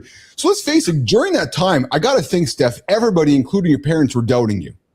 Am I right? Oh, God, yes. I remember one of my teachers sitting me down. I was doing a retake exam and I just couldn't. It was like an hour later and I hadn't even gotten through the first question. And that was sort of a defining moment for me, because he came in and he put his hand on mine and was like, maybe this is too soon for you. And you could see in his eyes that he thought, oh, this woman's life is over. And that was kind of one of those moments where it was just like, no, it's not. I use spite a lot as motivation. Yeah. Yes. And that was that moment that I was like, no, I'm going to find my way back. And it was, it took a while, but I got there eventually. Yeah. Johnny? That's good shit, man. What did you use for, was it just mental exercises for your brain injury, or was there some, because I use very regularly, I use Dihexa and Semax because I've had a few concussions, to say the least. Yeah. And, it wasn't very long ago, I was walking into a room, like last year, I'm walking into a room, forget why I'm there, fairly common as we get older. So I walked back to the first room. Usually I'd remember there it was, go get it. Next thing you know, I'm walking back to the first room, no recall. So I'm just fucking flat out forgetting shit. It's happened often. So I was like, okay, I can't be, if I notice a cognitive decline, it's time for me to take the bull by the horn. So I started using these two as kind of the core. I can't remember the last time I walked into a room and forgot why I was there. Oh, good for you for taking action on that. No, because there's so much that you can do. And I think that that's really the big thing that we know now is there's so much you can do to strengthen your brain. And that was one of the reasons why I started doing the degrees is one of the ways that I program language is reading and speaking everything out loud. So I might as well get a degree for it. And that was kind of the inside joke about the 32 was it took 32 degrees before other people stopped noticing that I had the brain injury. Oh, really? Yeah. So that's what broke up. The 32 broke you even. Interesting. Pretty much. That was how many degrees it took to get back to kind of a passing for normal. I gotta say, Stephanie, that is like one of the fucking coolest inside joke I have ever heard in my life. Thank you. Because for me, right, I'm doing this speaking tour now, and I get that it's a cool thing and it's inspiring, but for me, it's actually a scathing indictment on everyone around. I always like the hypocrisy of humanity, right? Like, yeah, no kidding. Well, No, I hear you say 32. I don't know if you're a hockey person, but I think of Elliot Friedman's 32 Thoughts up here in Canada, right? So I'm hearing your 32 reasons before you all motherfuckers thought I was smart again. Right? Pretty much, yeah. No, and that's the thing is going around on this speaking tour, I get to like say that to the audience every time, and it's a really quiet moment every time I do. I bet. So hey, Johnny brought up peptides, and I talked about a little bit, and you kind of perked up when we were speaking about it. And obviously, there's more people talking about them than ever.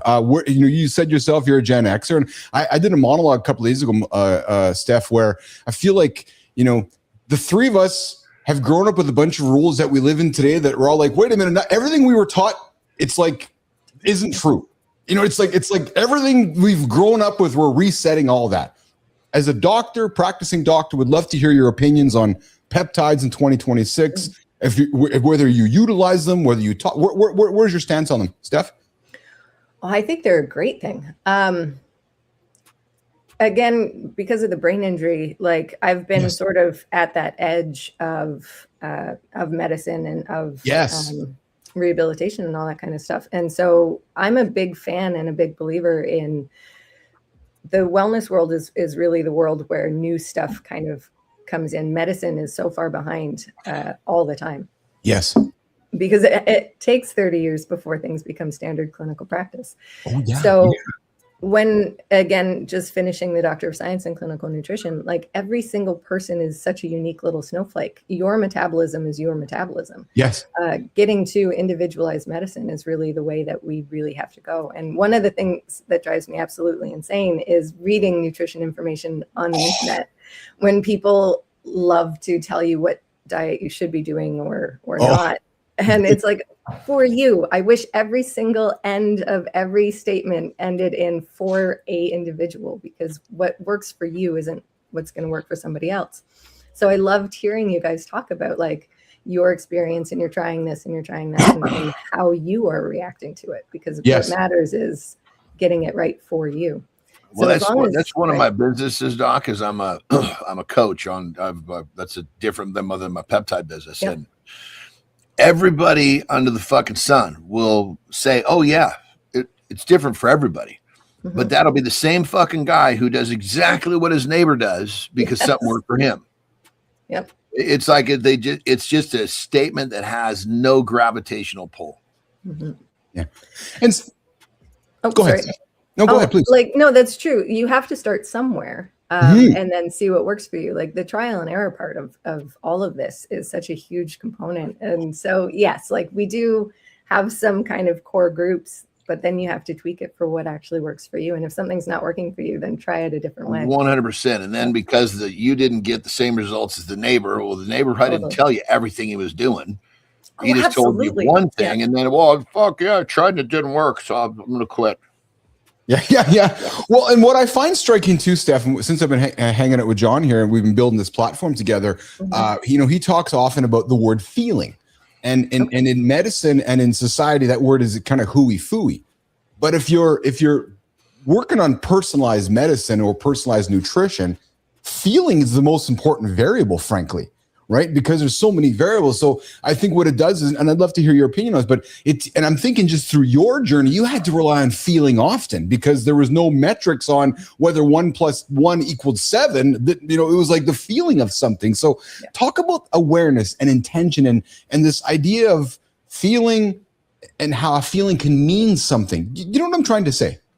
Maybe so for me, because of where the injury in my spinal cord is, like my temperature regulation's all screwed up. Like my body does really weird things. And so base medical testing, all of my results are incredibly weird and thrown off. And so if I try to get myself to normal on those tests, I feel absolutely like garbage. Like I can barely function. But where I feel the best, my doctor's always like, you're immediately dying. You need to change this. Right. That's my point. Yeah. And so you kind of have to do a bit of both. Like, I think what's normal for you isn't always normal for somebody else. And just because it's medically normal doesn't mean that you actually feel good there. Yeah. Yeah, 100%. So serious question. I got to ask the serious question because we do talk business on the show as well. So you got 80 degrees. You're a professional, educated person. Do you got a job? Do you got a job? Do you make money? Do you make money? Or do you sit in green rooms and blink and say, I'm a human and I go to school and nod encouragingly? No, so I run a full-time practice. I'm a rehabilitation specialist. And so I treat people all day. Yeah. Yeah, and I have like side gigs. I do like 15 different things. I'm a ridiculous. I was going to say she doesn't have a job. No, I know. Multiple ventures is what I was like. Fuck, man. I was like, Jesus Christ, Keith. That is like the fucking most. That question doesn't apply to Anderson, I can tell, man. I'm thinking that this Dr. Stephanie Atwater, Anderson, might be giving you and I a run for our money here because I think she might be as savage as you or I. I'm especially as you, man. Like this chick is savage. So I had to ask the question, like job, because I'm thinking it's not a job. She's got 1,000 things she's doing to move her life forward. 100%. Yeah. Oh yeah. Well, and then again, she represents, like, if you think of like guests, right? We have a guest on it that has a degree or two. Yes. Right, which is fucking cool, especially if you've got a couple. Yeah. I've got like 60 guests all wrapped in one stream. That's exactly it. Yes. Yeah. No, and that's it. Like, so I'm the expert in like 15 different fields, and that's weird. And so going back to your point about being smart, like, you think that imposter syndrome is going to get better with the more degrees, but it actually gets so much worse. So I feel like I know absolutely nothing. Let me share my thought on that. Yeah. You should welcome imposter syndrome, because if you have imposter, it means you're out leading the charge. You're doing something new. I mean, if I don't have it, I realize, fuck, dude, you're fucking slowing down here. That's the goal. Yes. No, absolutely. That's exactly it. If you know what you're doing, then you're in a comfort zone. Yes. Yes, 100%. absolutely. Yeah. So so you're an expert on everything. All right. Jimmy, let's see how committed she is to this expertise. So let's see if real quick. She's not an expert in the fucking shit you used to do on the Funny Farm. Let's get that out of the way right now. Johnny, I want you listen. We like this committed segment here. So Jimmy, let's run this committed segment. It better not have Bobo in it. I want to see if Dr. Stephanie could be an expert in this. Like, look at how look at this cleaning the floor. Look at that expertise. The mop, the hose attached. Like, you talk about the efficiency stuff. Like, look at how efficient that is. Right. I'm going to steal that.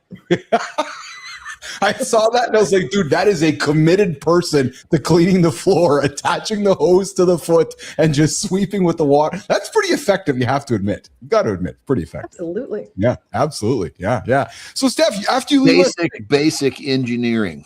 It's true though. It's so true, right? And that's what I loved about it, because the person's like, okay, wait a minute, I got to sweep and I got to get water. Why don't I attach the hose to my foot, right? So Steph, you leave here today. Where do you go off to? Do you got what's your day look like? I'm actually off today.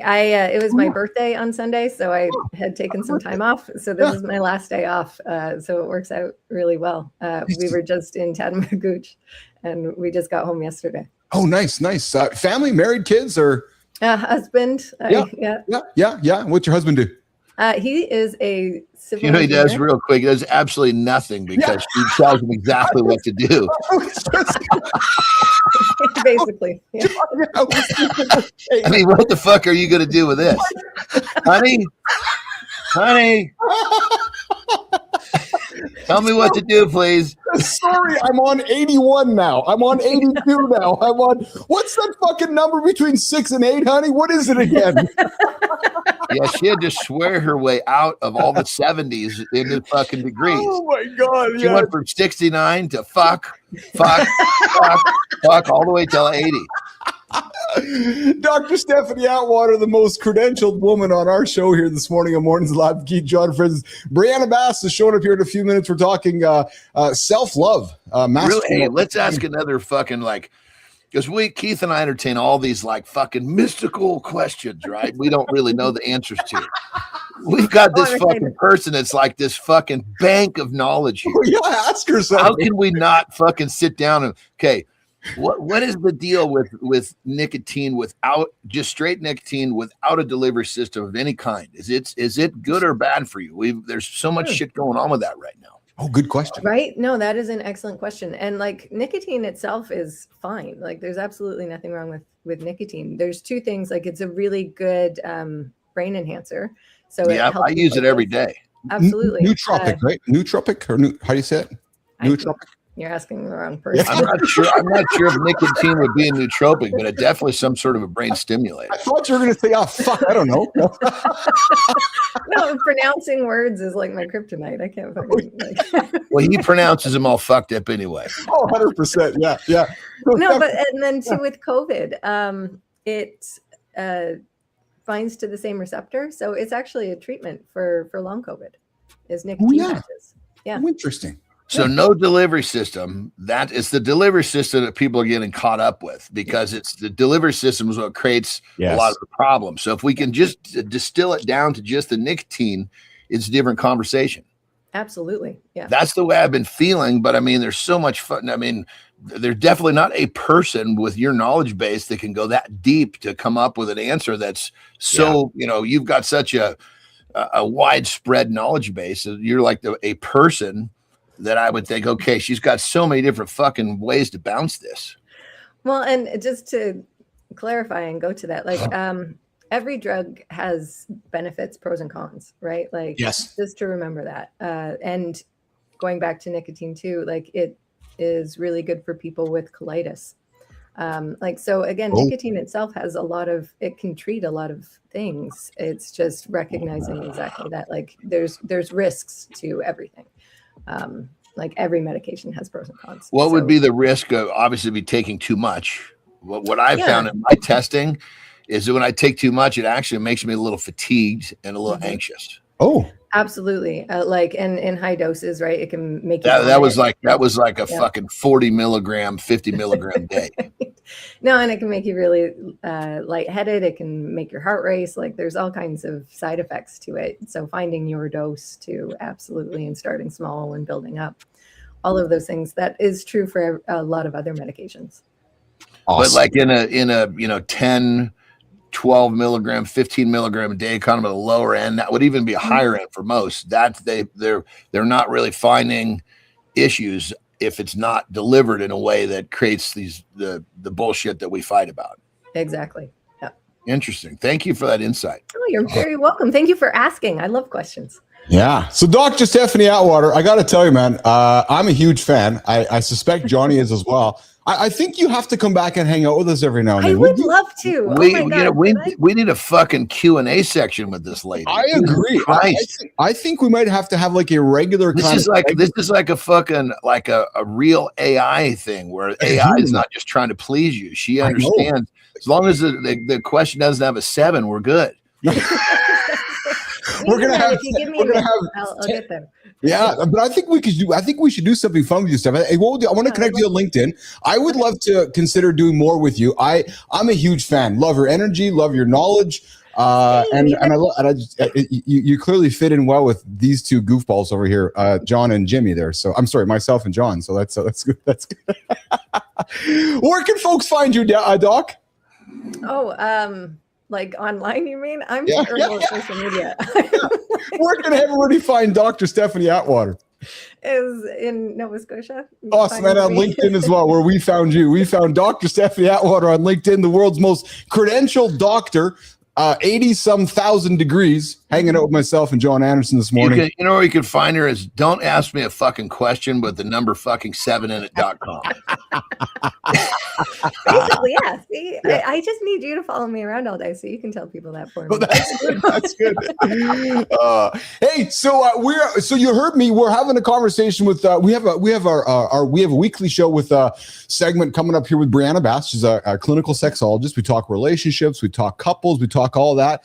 The invitation's open. If you want to stick around myself and Johnny to talk soul life expectancy work, you're more than welcome to. But also, that means jerking off. Just so she, you break. She knows what it means, Anderson. I appreciate you. But if you're leaving, that's also very cool as well. But we're going to reset hour 2. We're going to come back with Keith, Briana, and John. We're going to talk about sexless marriages, and we're going to help men maybe think about one or the other, because there's options out there. So let's get it. Reset hour 2. Keith, John, and Briana, and Dr. Stephanie Atwater, maybe up next. Are you sticking around? I've got nowhere to be, so sure. All right, she's sticking around. We're going to get into it with Briana, Keith, and Johnny up next on Mornings in the Lab with Keith, John, and friends. Jimmy, no lifestyle tip. We'll just get to the reset with Keith and John. Let's do it.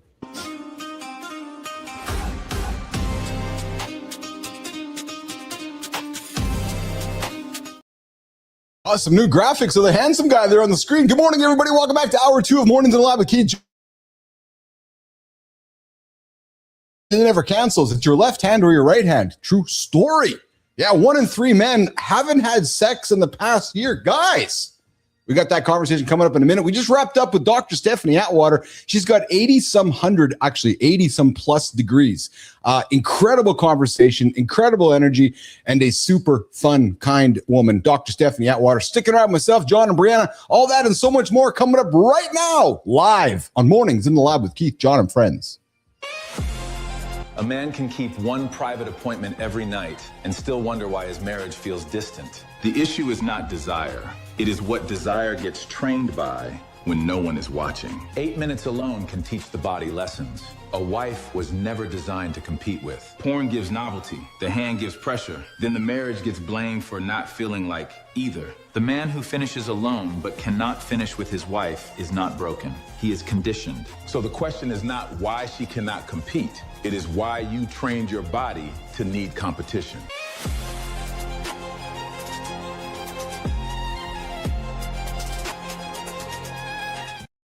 Briana Bass, good morning. Hi there. All right, Briana, meet Dr. Stephanie Atwater. Dr. Stephanie Atwater, meet Briana Bass. Hi. Hey there, how are you? Good. So Briana, Dr. Stephanie Atwater has like 80 some degrees. She's well educated. I got that. Yeah. And when you guys said she was the most educated person, I was really offended. I was like, there's no way this woman has more degrees than me. And then you continued, and I was like, never mind. I'm really sorry. We got arm wrestling this morning between Briana and Dr. Stephanie Atwater on degrees, but we're talking serious topic, and I want to have a serious one. It can be fun, but I also want to have a serious one. Briana, 24% of men between the ages of 22 and 35 had no partnered sex last year, up from nearly almost 10% a decade ago. And Steph, Briana meets with men in our audience, women in our audience, talk about these kinds of things. Briana, is this a common theme when a female partner's walking in and saying, my husband's not romantically involved with me, he's too busy taking care of himself? Briana. It's incredibly common, but not in the way that you worded it. They don't necessarily know about, the second part and how he's managing it. And he might not even be managing it through that way. But as far as just generally speaking, bigger picture, right? We are in a very well documented sexual recession. This generation is having less sex, real partnered sex than any on record. Yeah. And then in general, there's just a decline. So generationally, it's less than ever, but then also for the rest of us, even past those generations, it's less than ever. So yeah, it's very real. It's happening. And I anticipate for it to get worse. Really? Why? Well, because of really honestly what we're talking about today is a huge factor. The other factor, well, it's a couple of things. So one would be, the porn piece, the accessibility to it. And why I say I think it'll continue to get worse is as we do have things like robots and, sex dolls and all these things come out, right? That's such an escalation from porn. So if we were loving the fact that we could grab something that couldn't reject us on our schedule and was immediately accessible, and do that for, 90 seconds, imagine having something that you could take out of the closet or a device and use, right? I didn't even think about that. That's nuts, Briana. Nuts. So that's why I anticipate, I don't actually have data around that, That's why I anticipate it getting worse. What I do have data around is without a doubt what I said, which is this very well documented sexual recession that we're in, and having less sex than ever in modern history. And then there is a generational piece where that alone, if you look at that slice, is also the less from any other previous generations, at least in, again, modern times.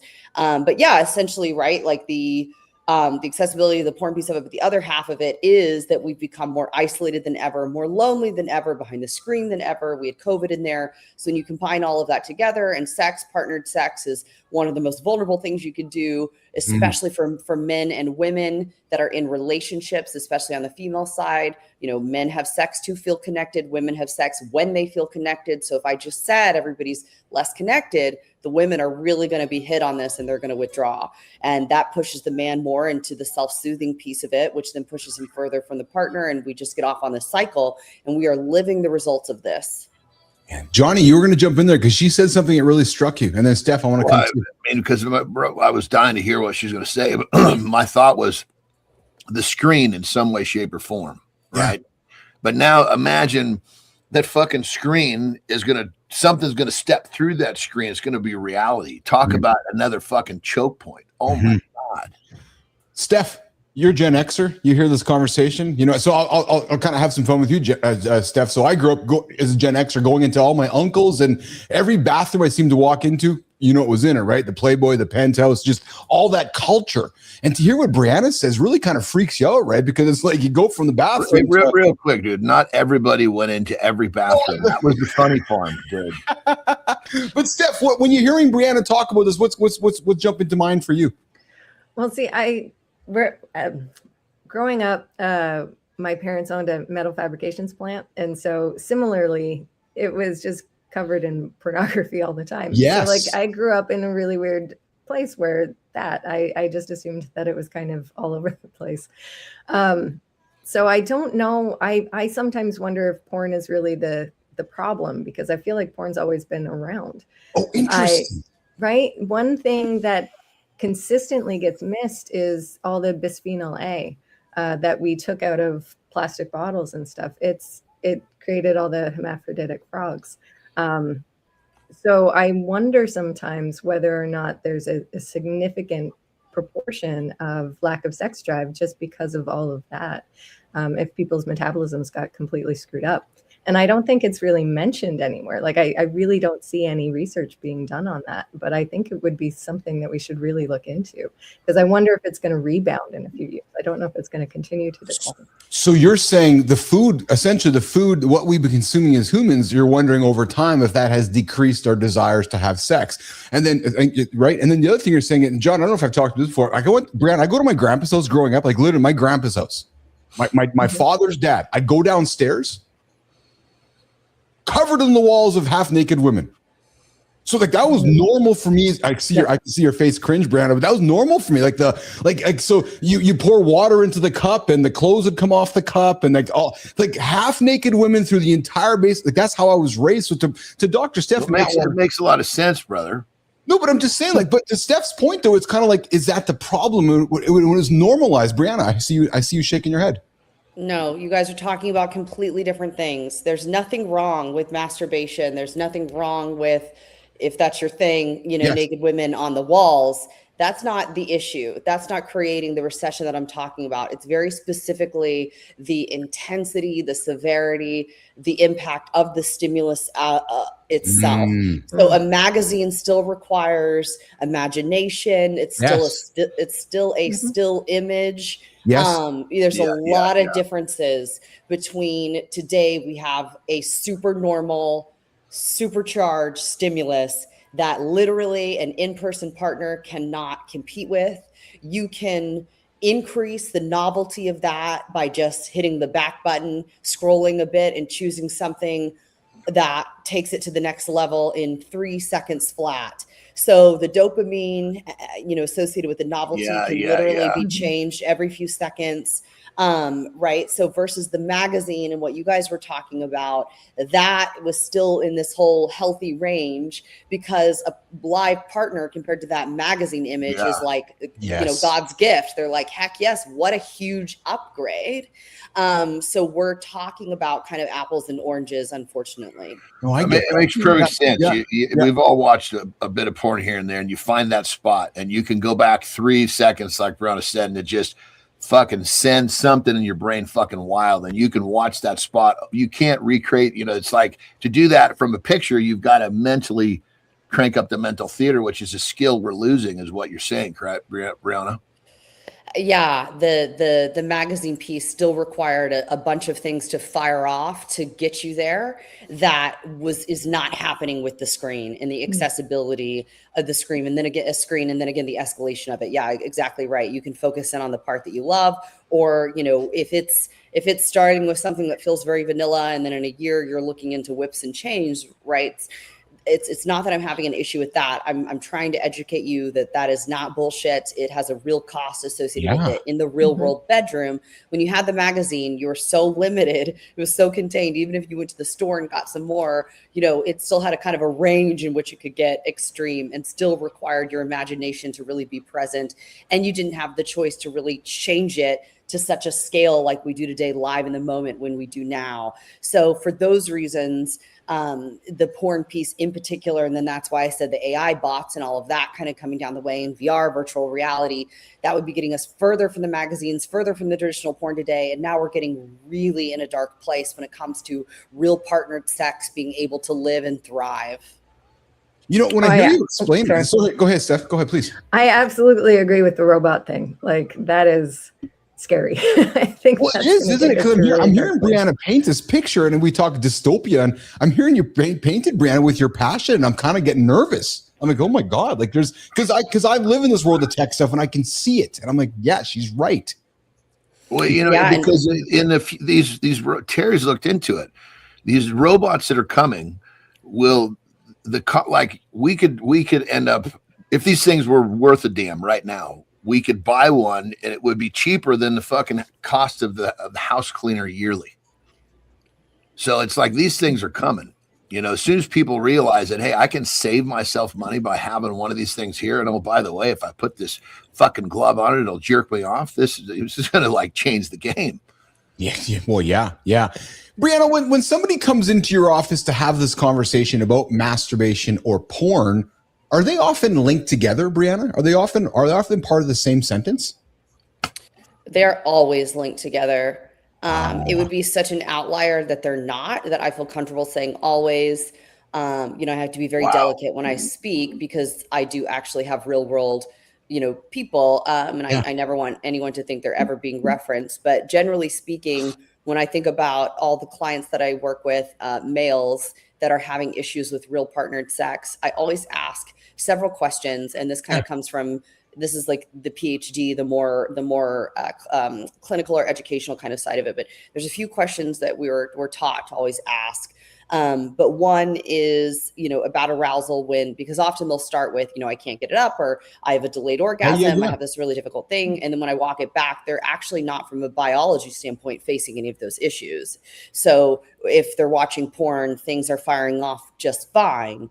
Or if, they wake up in the morning, we always ask about morning wood. That should be kind of your first question, because if they have a morning erection, that already rules out some sort of biological component that things are not firing off in a way where they can't get erect. So we're done with that. Of course, there's always exceptions, but for the most part, right, it then boils down to porn, anything from grip, those kinds of things. And then how they feel, of course, about themselves and their partner. And so back to my speech about, yes, it's the porn piece, but also the vulnerability piece, and how we're lonelier than ever, more disconnected than ever, more intimidated than ever, more insecure than ever. And all of that makes it where I get with a partner and I feel like I fall flat. Yeah. Interesting. This is like, I would have to imagine most people listening are fucking really soaking up some major information here. This is pretty fucking pulling the curtains back here, bro. Well, because this is I'm just going to make a general statement, Briana, but I got to think this is, for the most part, almost all human beings, but nobody wants to talk about it. Yeah, I don't think we want to talk about it because it would then mean change, right? Here's another thing that's really important to understand, that porn specifically isn't necessarily just arousal. It is that too, but it's much more so, or compulsive porn, which doesn't need to look like 8 hours a day. Okay. It can be kind of within what we see is normal, but it's regulation. It's stress relief. You reach for it, right? When we're bored, lonely, anxious, avoiding something, we have a negative self-thought, we feel sad for a moment. It often isn't so much about arousal. It's more so about regulation, right? And that's when you reach for it. So if a dude is listening and they're thinking about when they reach for it, it might be one of the things I mentioned versus some very traditional, we all understand, feeling just kind of classically aroused. Look at you have right before it, right before you reach. Is it boredom? Is it stress? Is it loneliness? Is it those things? So now we're getting into the territory of the porn itself being this fast, free, private mechanism to reliably eradicate or discharge whatever that negative feeling is that you are feeling. So to focus on what those negative feelings are, where they come from. So like go to therapy or do your self work or whatever, that would also change your relationship with the porn piece as well. I will offer, I can relate to the things you're talking about.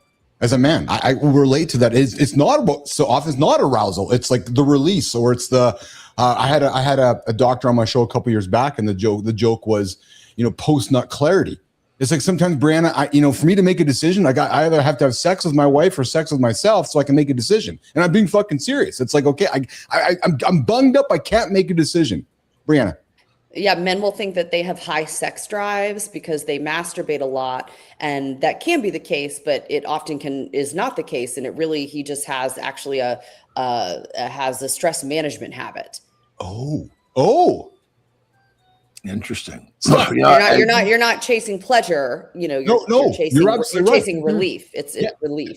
Yes. Steph, thoughts?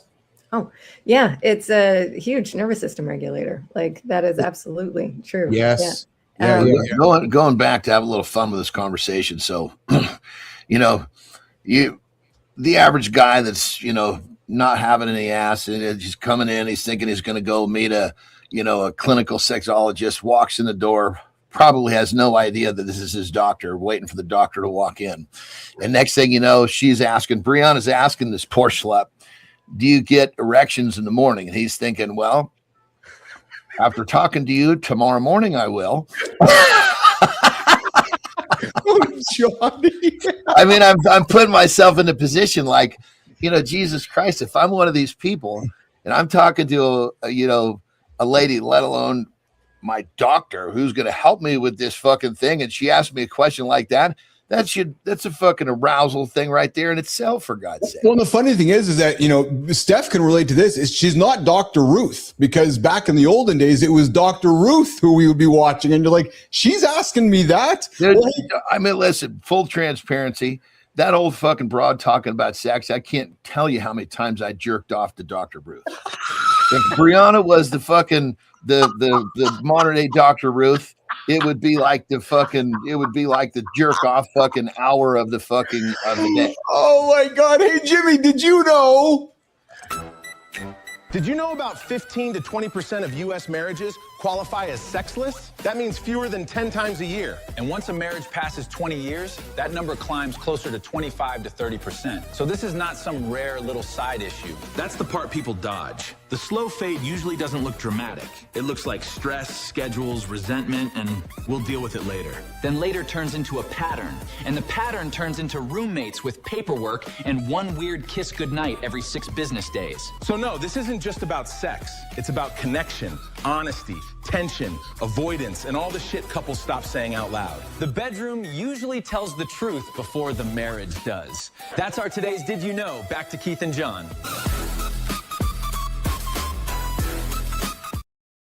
Brianna, leave a nugget. There's a guy out there listening right now, and he doesn't know what to do next. Seriously. He's like, fuck, I'm hearing some things Brianna said. I heard some things Johnny was said, and Steph. What do I do? Do I call my doctor? Do I go and put the porn down? And I'm being very serious. Like, there's a guy confused right now. What are you saying to that guy? Yeah. Well, shockingly, the fix is not necessarily white knuckling. I actually wouldn't say that at all. Oh, do you mean like holding on real tight? You guys thought I was making a joke. I was being dead serious. I meant like quitting. Oh, okay. Can we not be live and go back and redo that? I love it though. Actually, that's pretty good. I was waiting for a definition of white knuckling. Yeah.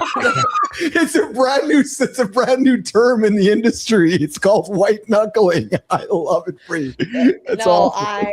Is very early, as you guys know. I love it. I'm always like at about 60% on the show. That's good. If this is 60%, that's fucking crazy, bro. Yeah, it is. Oh, it is. Yeah. Talk to me in the afternoon, and you guys, I would be a machine. But that's awesome. So what's the tip?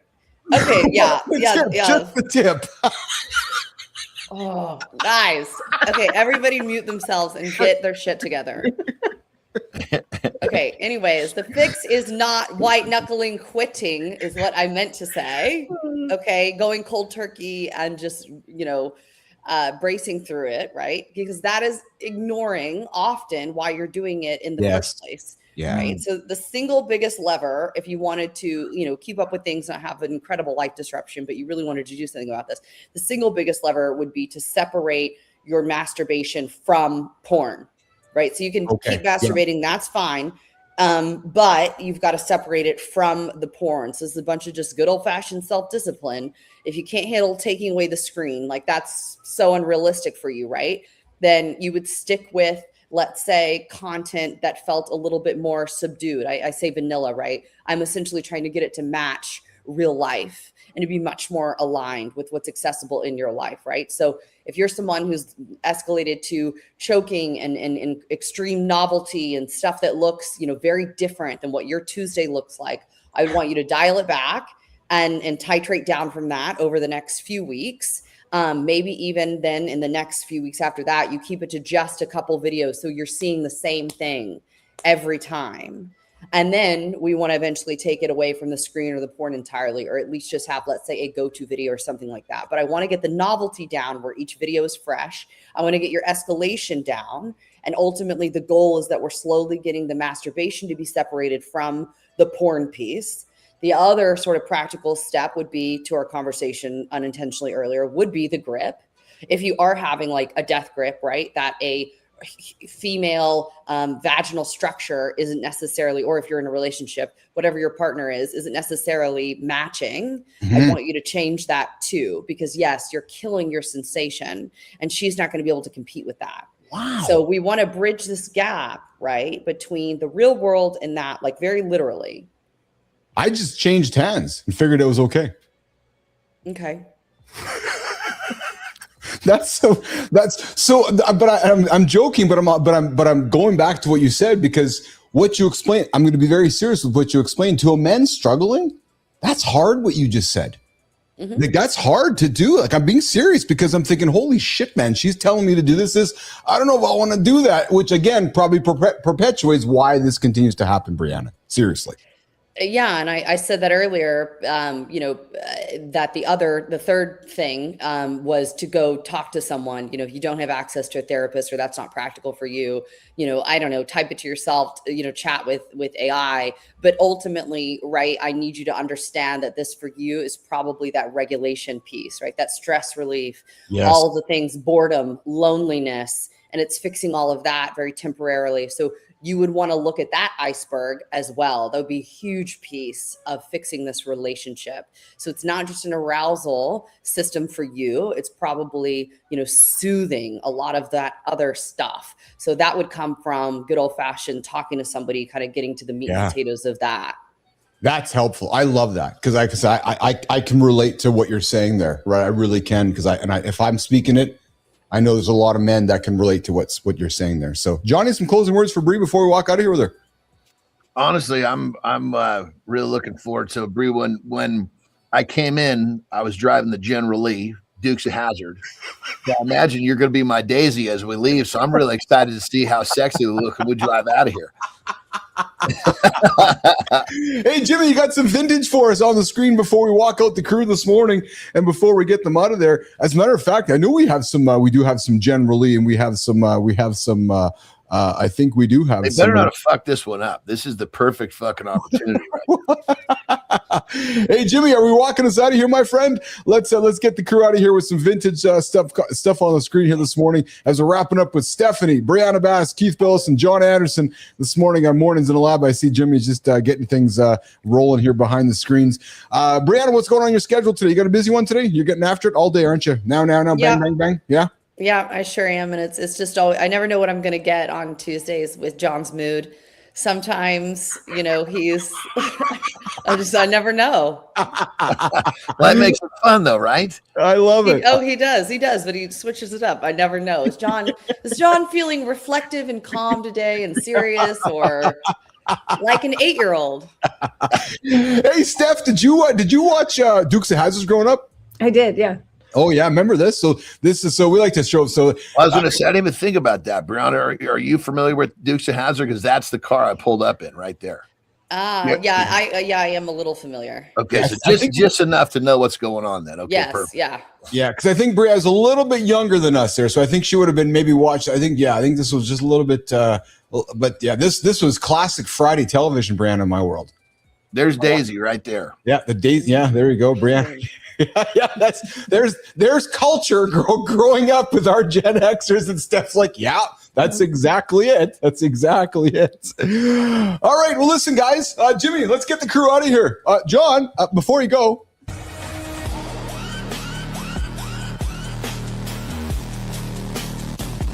Hey, John, before you go, it's sunny as hell, and this guy still showed up dressed like clouds owe him money. That's not sun protection. That's a man who lost one argument with weather and never recovered emotionally. Is this a genius life hack or a weird, dumbass invention? Because right now, it looks like paranoia with straps. Hey, Chief, I think it might be useful when you're cutting lawn. Sun, sweat, sprinklers, boom, Suburban combat gear. I respect the confidence, though. Everybody else brought sunscreen. This dude brought a personal climate control lawsuit.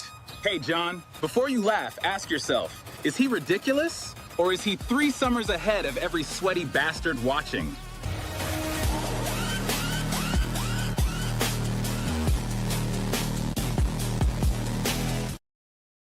I love it. What you guys don't know is Frankie and Tommy are in front of my house in that scene. So that's my house in the background there, actually. So the characters were in my front yard to do that scene there. And Johnny, when I found that one, you always laugh that, you always make the comment that when you go outside and it's raining, we get wet. Well, I found this dude. I'm like, Johnny, no, I found a guy who might put something on you that you won't get wet when you go outside. Yeah. Well, my first thought is they got to have to make a bigger hanger. Yeah. But you know what I thought when I saw this? I'm like who thinks of these things? Like, was the guy laying in his bed going, if I take these hangers out and it's raining outside and I strap this up, that's as innovative as can be right there with true. Just a few short little things you can grab in your house. That's what I mean. I thought it was quite brilliant. So Steph, when you're going through your brain injury, you're sitting around going, yeah, I can solve a problem here, solve a problem there. Look at that, Steph, just right? So instantly. Yeah. No, that's something my husband would come up with. That's awesome. That's awesome. That's got Shark Tank written all over it. It does. Steph, you can stick around for one quick second with me. I'm going to walk out to Brianna and Johnny. I want to wrap up with you, Steph. So, John, always have an awesome day, brother. Steph, Brianna, always love hanging out with you. Always love hanging out with you, Brianna, every Tuesday. No safe words with myself, John Anderson, and Brianna. I'm going to get you guys out of here, okay? Have an amazing loop, everyone. Brianna, great to see you as always on Tuesday. Stephanie, nice to meet you. And Keith, stay away from Bobo. Oh, see you, Johnny. See you. See you guys. All right, you're left with myself and my guest, Dr. Stephanie Atwater. I'm going to walk out of here. I just want to quickly wrap up with her. Steph, I just want to say thank you. And I'm serious. We all have a choice where to spend our time. And you chose to spend extra time with me and Johnny and the crew here today. And I'm really sincerely grateful for that. So thank you. Well, thank you so much for having me. Yeah, it was fun. I love your energy. I really do. And I meant when I said earlier, I want to find a way to do more with you. I would love to, honestly, anytime. Like you fit right in here. I can just sense you fit right in here, actually. and you can absolutely catch up with the tool over there and the tool over here. So we got to find something to figure out to keep you involved in this ridiculous thing we're building. Actually, would you do that with me? Absolutely. Yeah, absolutely. Yeah. So I'll send you a note on LinkedIn. Let's grab a coffee or something off show so we can continue the conversation. Okay. Perfect. Yeah. Awesome. Dr. Stephanie Atwater's out of here. I'm a huge fan, nation. Huge fan. Steph, we'll get you out of here. All right, guys, let's keep the show on the road. Jimmy. All right, coming up in 26 minutes, we got, Thoughts and Coffee with Sarah Barnes-Humphrey on the network. We're getting some supply chain stuff. Yes, we are. But before we do that, I got a monologue. The monologue is about compliance again here today, guys. And it's really speaking to you folks that are thinking about doing a live thing or maybe looking to do a podcast. And as you know, we do things live. And I do things on live for a reason, because I believe there's power in live. I believe that we're working ourselves into a world where the biggest mistake a CEO or a leader could do is actually not have a conversation, is to actually go live, make mistakes with guardrails, but show the world you're human. All that coming up in about 60 seconds on the Morning Focus this morning on Mornings in the Lab with Keith, John, and friends. We can follow every communication rule and still lose trust. The message may be safe, but the person can disappear. Compliance isn't the enemy here. The danger is when companies confuse legal safety with leadership that feels emotionally absent. We polish the statement, approve the language, and remove the tension. Then we wonder why people don't believe it. Audiences don't just hear words anymore. They check for presence, judgment, and whether someone real is actually standing behind them. A leader can say nothing reckless and still lose the room. Silence, distance, and over-control all have a cost. Live conversation doesn't mean going off script. It means building structure where leaders can answer, clarify, and show real composure. The answer isn't reckless authenticity or corporate silence. It's governed visibility, where the rules stay intact and the human being remains visible. Keith's about to break down why approved messages can still fail the human test. Morning begins here.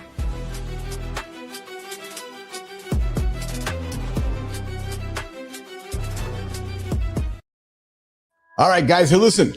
A company can follow every communication policy it has and still lose the trust of the market. And I think that is the part nobody wants to talk about. And I feel like I'm in a good place to talk about it based on where I came from, the world of community, content moderation, social content, having conversations on the internet when the internet was just coming to life. But when the subject of live conversation comes up, especially in meetings today, the reaction is almost automatic. Somebody often says to me, "But Keith, what about compliance?" Oh. And it's not because they're wrong to ask that. No, ask it, bring it on, put it on the table. You should ask it. Because if a CEO is speaking publicly, especially in a public company environment where there are real lines that cannot be crossed, you cannot casually disclose material information. You cannot hint at guidance. You cannot improvise your way through topics that should be handled through different channels. Well, listen, all that is obvious. We know that's obvious. But the deeper issue, I think, is many companies today, especially in 2026, and we move towards 2027, is that they've confused compliance with emotional absence. Yeah, humanity.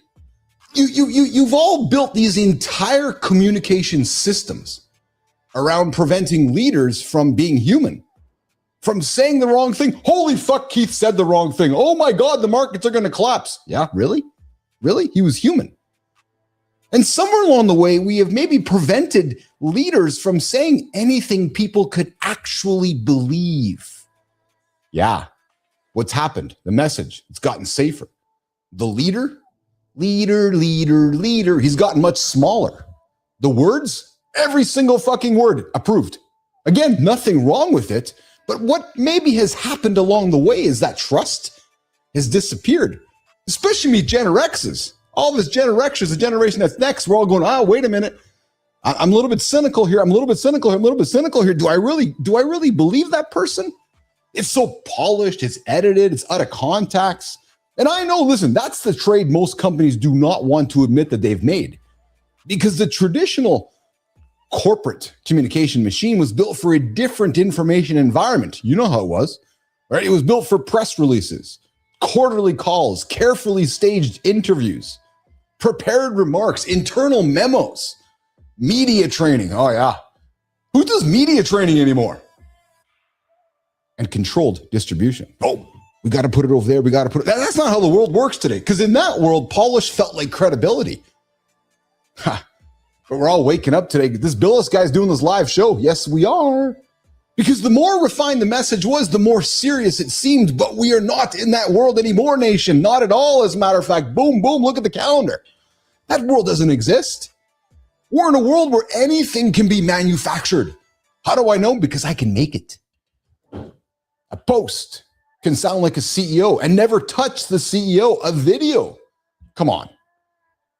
If you're listening to this or watching this or being a part of this, you know where I'm coming from. A video can look real and be fake. A statement can be technically accurate or just an alternative fact, while at the same time being completely lifeless. And listen, a leadership message can pass legal review and still actually fail the human test. You've all seen it. You've seen the leader get up there and deliver the message. Legal's all happy. Compliance is happy. But you're like, what the fuck? Did a robot deliver that? And that is where I think the compliance conversation has to evolve, because the question is not only, can this create legal risk? Yes, I know that's important. But there's a more important question that has to be put on the table today that nobody's fucking asking. The second question is this. Does anyone believe this person's actually fucking present? I didn't say real. No, I didn't say real. I said present. Because trust, there's that word, trust. Why do you think I do this live show all the time? Because trust is not only damaged when somebody says the wrong thing, trust is also damaged when everybody can feel that nobody real is speaking. And that is the fucking problem in 2026. Who's real? What is it real? Is it real? Is it context? In the world of clips, 20 seconds here, 40 seconds there, come sit down and listen to myself and Anderson and Atwater talk for 38 minutes. Get the context of the whole conversation. That's trust. That is how you build attention, because I built this before. I built in this place where most brands used to fear. I was around it. The public conversation as the internet was coming to life. At ICUC, we weren't operating in theory. We were sitting inside the messy reality of brands. Audiences, comments, outrage, confusion, escalation, moderation, reputation, and risk. I remember the meetings with Calvin Klein, with Air Canada, saying, she's wearing that on the internet. Can we do that? Yeah. We saw what happened when the brands tried to control the content too tightly. We saw what happened when human beings showed up badly. And we saw what happened when brands had no fucking idea how to respond, because their systems were built for statements and conversations before community and content and moderation all came to life on the internet. And that work that I did before, that teaches you something. That's why I'm having this conversation with you all today. Because the risk does not disappear because you avoid the room. Oh, I'm not going there. I remember the conversations. Hey, Coke. Yeah. There's people talking about your brand online. No, they're not. Yes, they are. And they're on Facebook. What the fuck is Facebook? I remember those conversations. Oh, we don't want to go in that room. Well, and I think that is what many companies are missing right now. Oh, Keith, I don't want to do a live conversation because I'm afraid I might say something wrong. No, you might sound actually like a fucking human being. That's the problem. Too many folks look at live conversations. They see exposure. You know what I see? I see trust. I see reality. I see the real world around me. The real world is not a big fucking recording. Although maybe we are living in a simulation. Different monologue for a different day. But the reality is, the world we live in is not polished and edited and fucking recorded. It's live. There's exposure. I look at live conversation. What do I see? I see infrastructure. Yeah, true story. Not because live should be careless, and not because CEOs should go rogue, and not because authenticity is some magic shield against regulation and reputation or even consequence. No, live still needs discipline. It needs architecture. It needs boundaries. So yeah, you see all the fun and all the games we do on this show here, but I guarantee you there's boundaries. Fuck, I don't know what they are, but there's boundaries. Yeah. We prep. There's moderation, there's training, there's escalation paths. There's archived records, there's transcripts, there's approved subject areas and unapproved subject areas. I'm still wondering which ones we're not going to talk about, but there's a clear understanding of what is on and not on the table. Again, hello compliance, we can have those conversations. But once those conditions exist, something powerful becomes possible. The leader, you can stop becoming a performative leader. You can actually practice like a real leader in public because there is a difference. Performative leader, real leader. Performative leader, recorded, edited, polished. Oh, I can't make a mistake. Real leader. Oh, I fucked up on the air here today, but yeah, I'm human. True story. There is a strong difference. A performed leader, she reads the message. A present leader, yeah, he shows up every single day, live 8 o'clock Eastern time with John Anderson. His name's me. A present leader can hold the room. Yeah. A performed leader, he repeats the approved line that I wrote for him. But that present leader, he listens, he responds, he clarifies, he acknowledges the tension, and he creates the confidence without pretending the world is simple. That, my friends, is what people are starving for. Not more content. No, they want more presence. Not more polish. No, people want more proof. And I think that is why they fear live conversation. Is so partly misplaced. The fear assumes that the greatest danger is that a leader may reveal way too much. Well, hey, no. But in the age of AI, systematic synthetic media, ghost written authority, institutional distrust, fuck man, the greatest danger may be actually the leader saying nothing at all. Nothing human, nothing with presence, nothing specific, nothing accountable, nothing that people say, I think this person understands what's happening. I think this person is actually listening. Listen, too many companies still protecting the message as if the message is the asset. It's not 1980 anymore. The asset today is becoming the visible trustworthiness of the person delivering it. Yeah, let me say it again. The asset today is becoming the visible trustworthiness of the person who delivers it. That's trust. That does not mean every CEO needs to become a personality. You don't need to become the handsome chief. That's not the fucking point. No, this is not about turning some public company into an influencer to some rock shock DJ. No, it's about recognizing that leadership communication is moving to broadcast to proof. Why do I do this every single day? To prove to you. This is how you build trust. People do not just want to know what the company said. They do not want to know just what I say. They want to know who's standing behind what I say. And I build trust with you because I show up here every single day. You see my judgment. You see my composure. You see when I fuck up on the air. You want to see the difference between a leader who has been briefed or who's bullshitting you. Or who's actually a leader who's thought. And that difference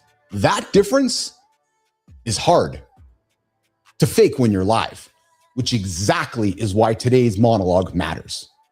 Because the irony is this. The irony is that compliance, communication, legal, and leadership should actually not be on opposite sides of the conversation. They should actually be designing the room together. Not a reckless room, not some therapy session for the leaders, and not even a promotional live stream with a CEO in a hoodie pretending to be relatable, because that's not fucking relatable. No, a serious room, a governed room, a room where real conversation can happen without pretending that rules do not exist. That is the future I see. A live environment where leaders can be visible but not careless, human but not unprepared, responsive but not reckless, accountable but not exposed without structure. And that is very different than just saying, I'm going to go live. And then I'm going to sit there and go, I got nothing to say. The companies that figure this out are going to have an advantage because you're going to understand something before everyone else does. In the next era, the next 50 years of trust, the safer leader may not be the one we hear from the least. Nope. It might be the one who we can see clearly. We can hear fully. We can question them responsibly. And then we can verify the context, because that is the shift. Compliance yesterday, it was built to protect the companies from dangerous communication. Now, compliance, your job is to help companies from unbelievable communication, because a message can be both compliant and still feel fake. And that is where I think so many people are still stuck yesterday. A statement, yeah, it can be approved and still create that distance. And a leader can still say nothing and still lose the room. Have you turned on an earnings report lately? How much trust do you have on your latest earnings report? That is why live conversation matters. Because live doesn't remove the risk. And here's where I think everybody has it wrong. Live does not remove risk. No, it changes the nature of trust. And trust is now the market.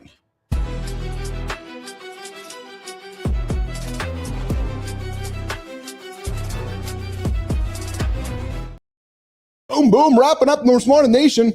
Oh, hold on a second. Here was my button. There we go. Jimmy, we made it.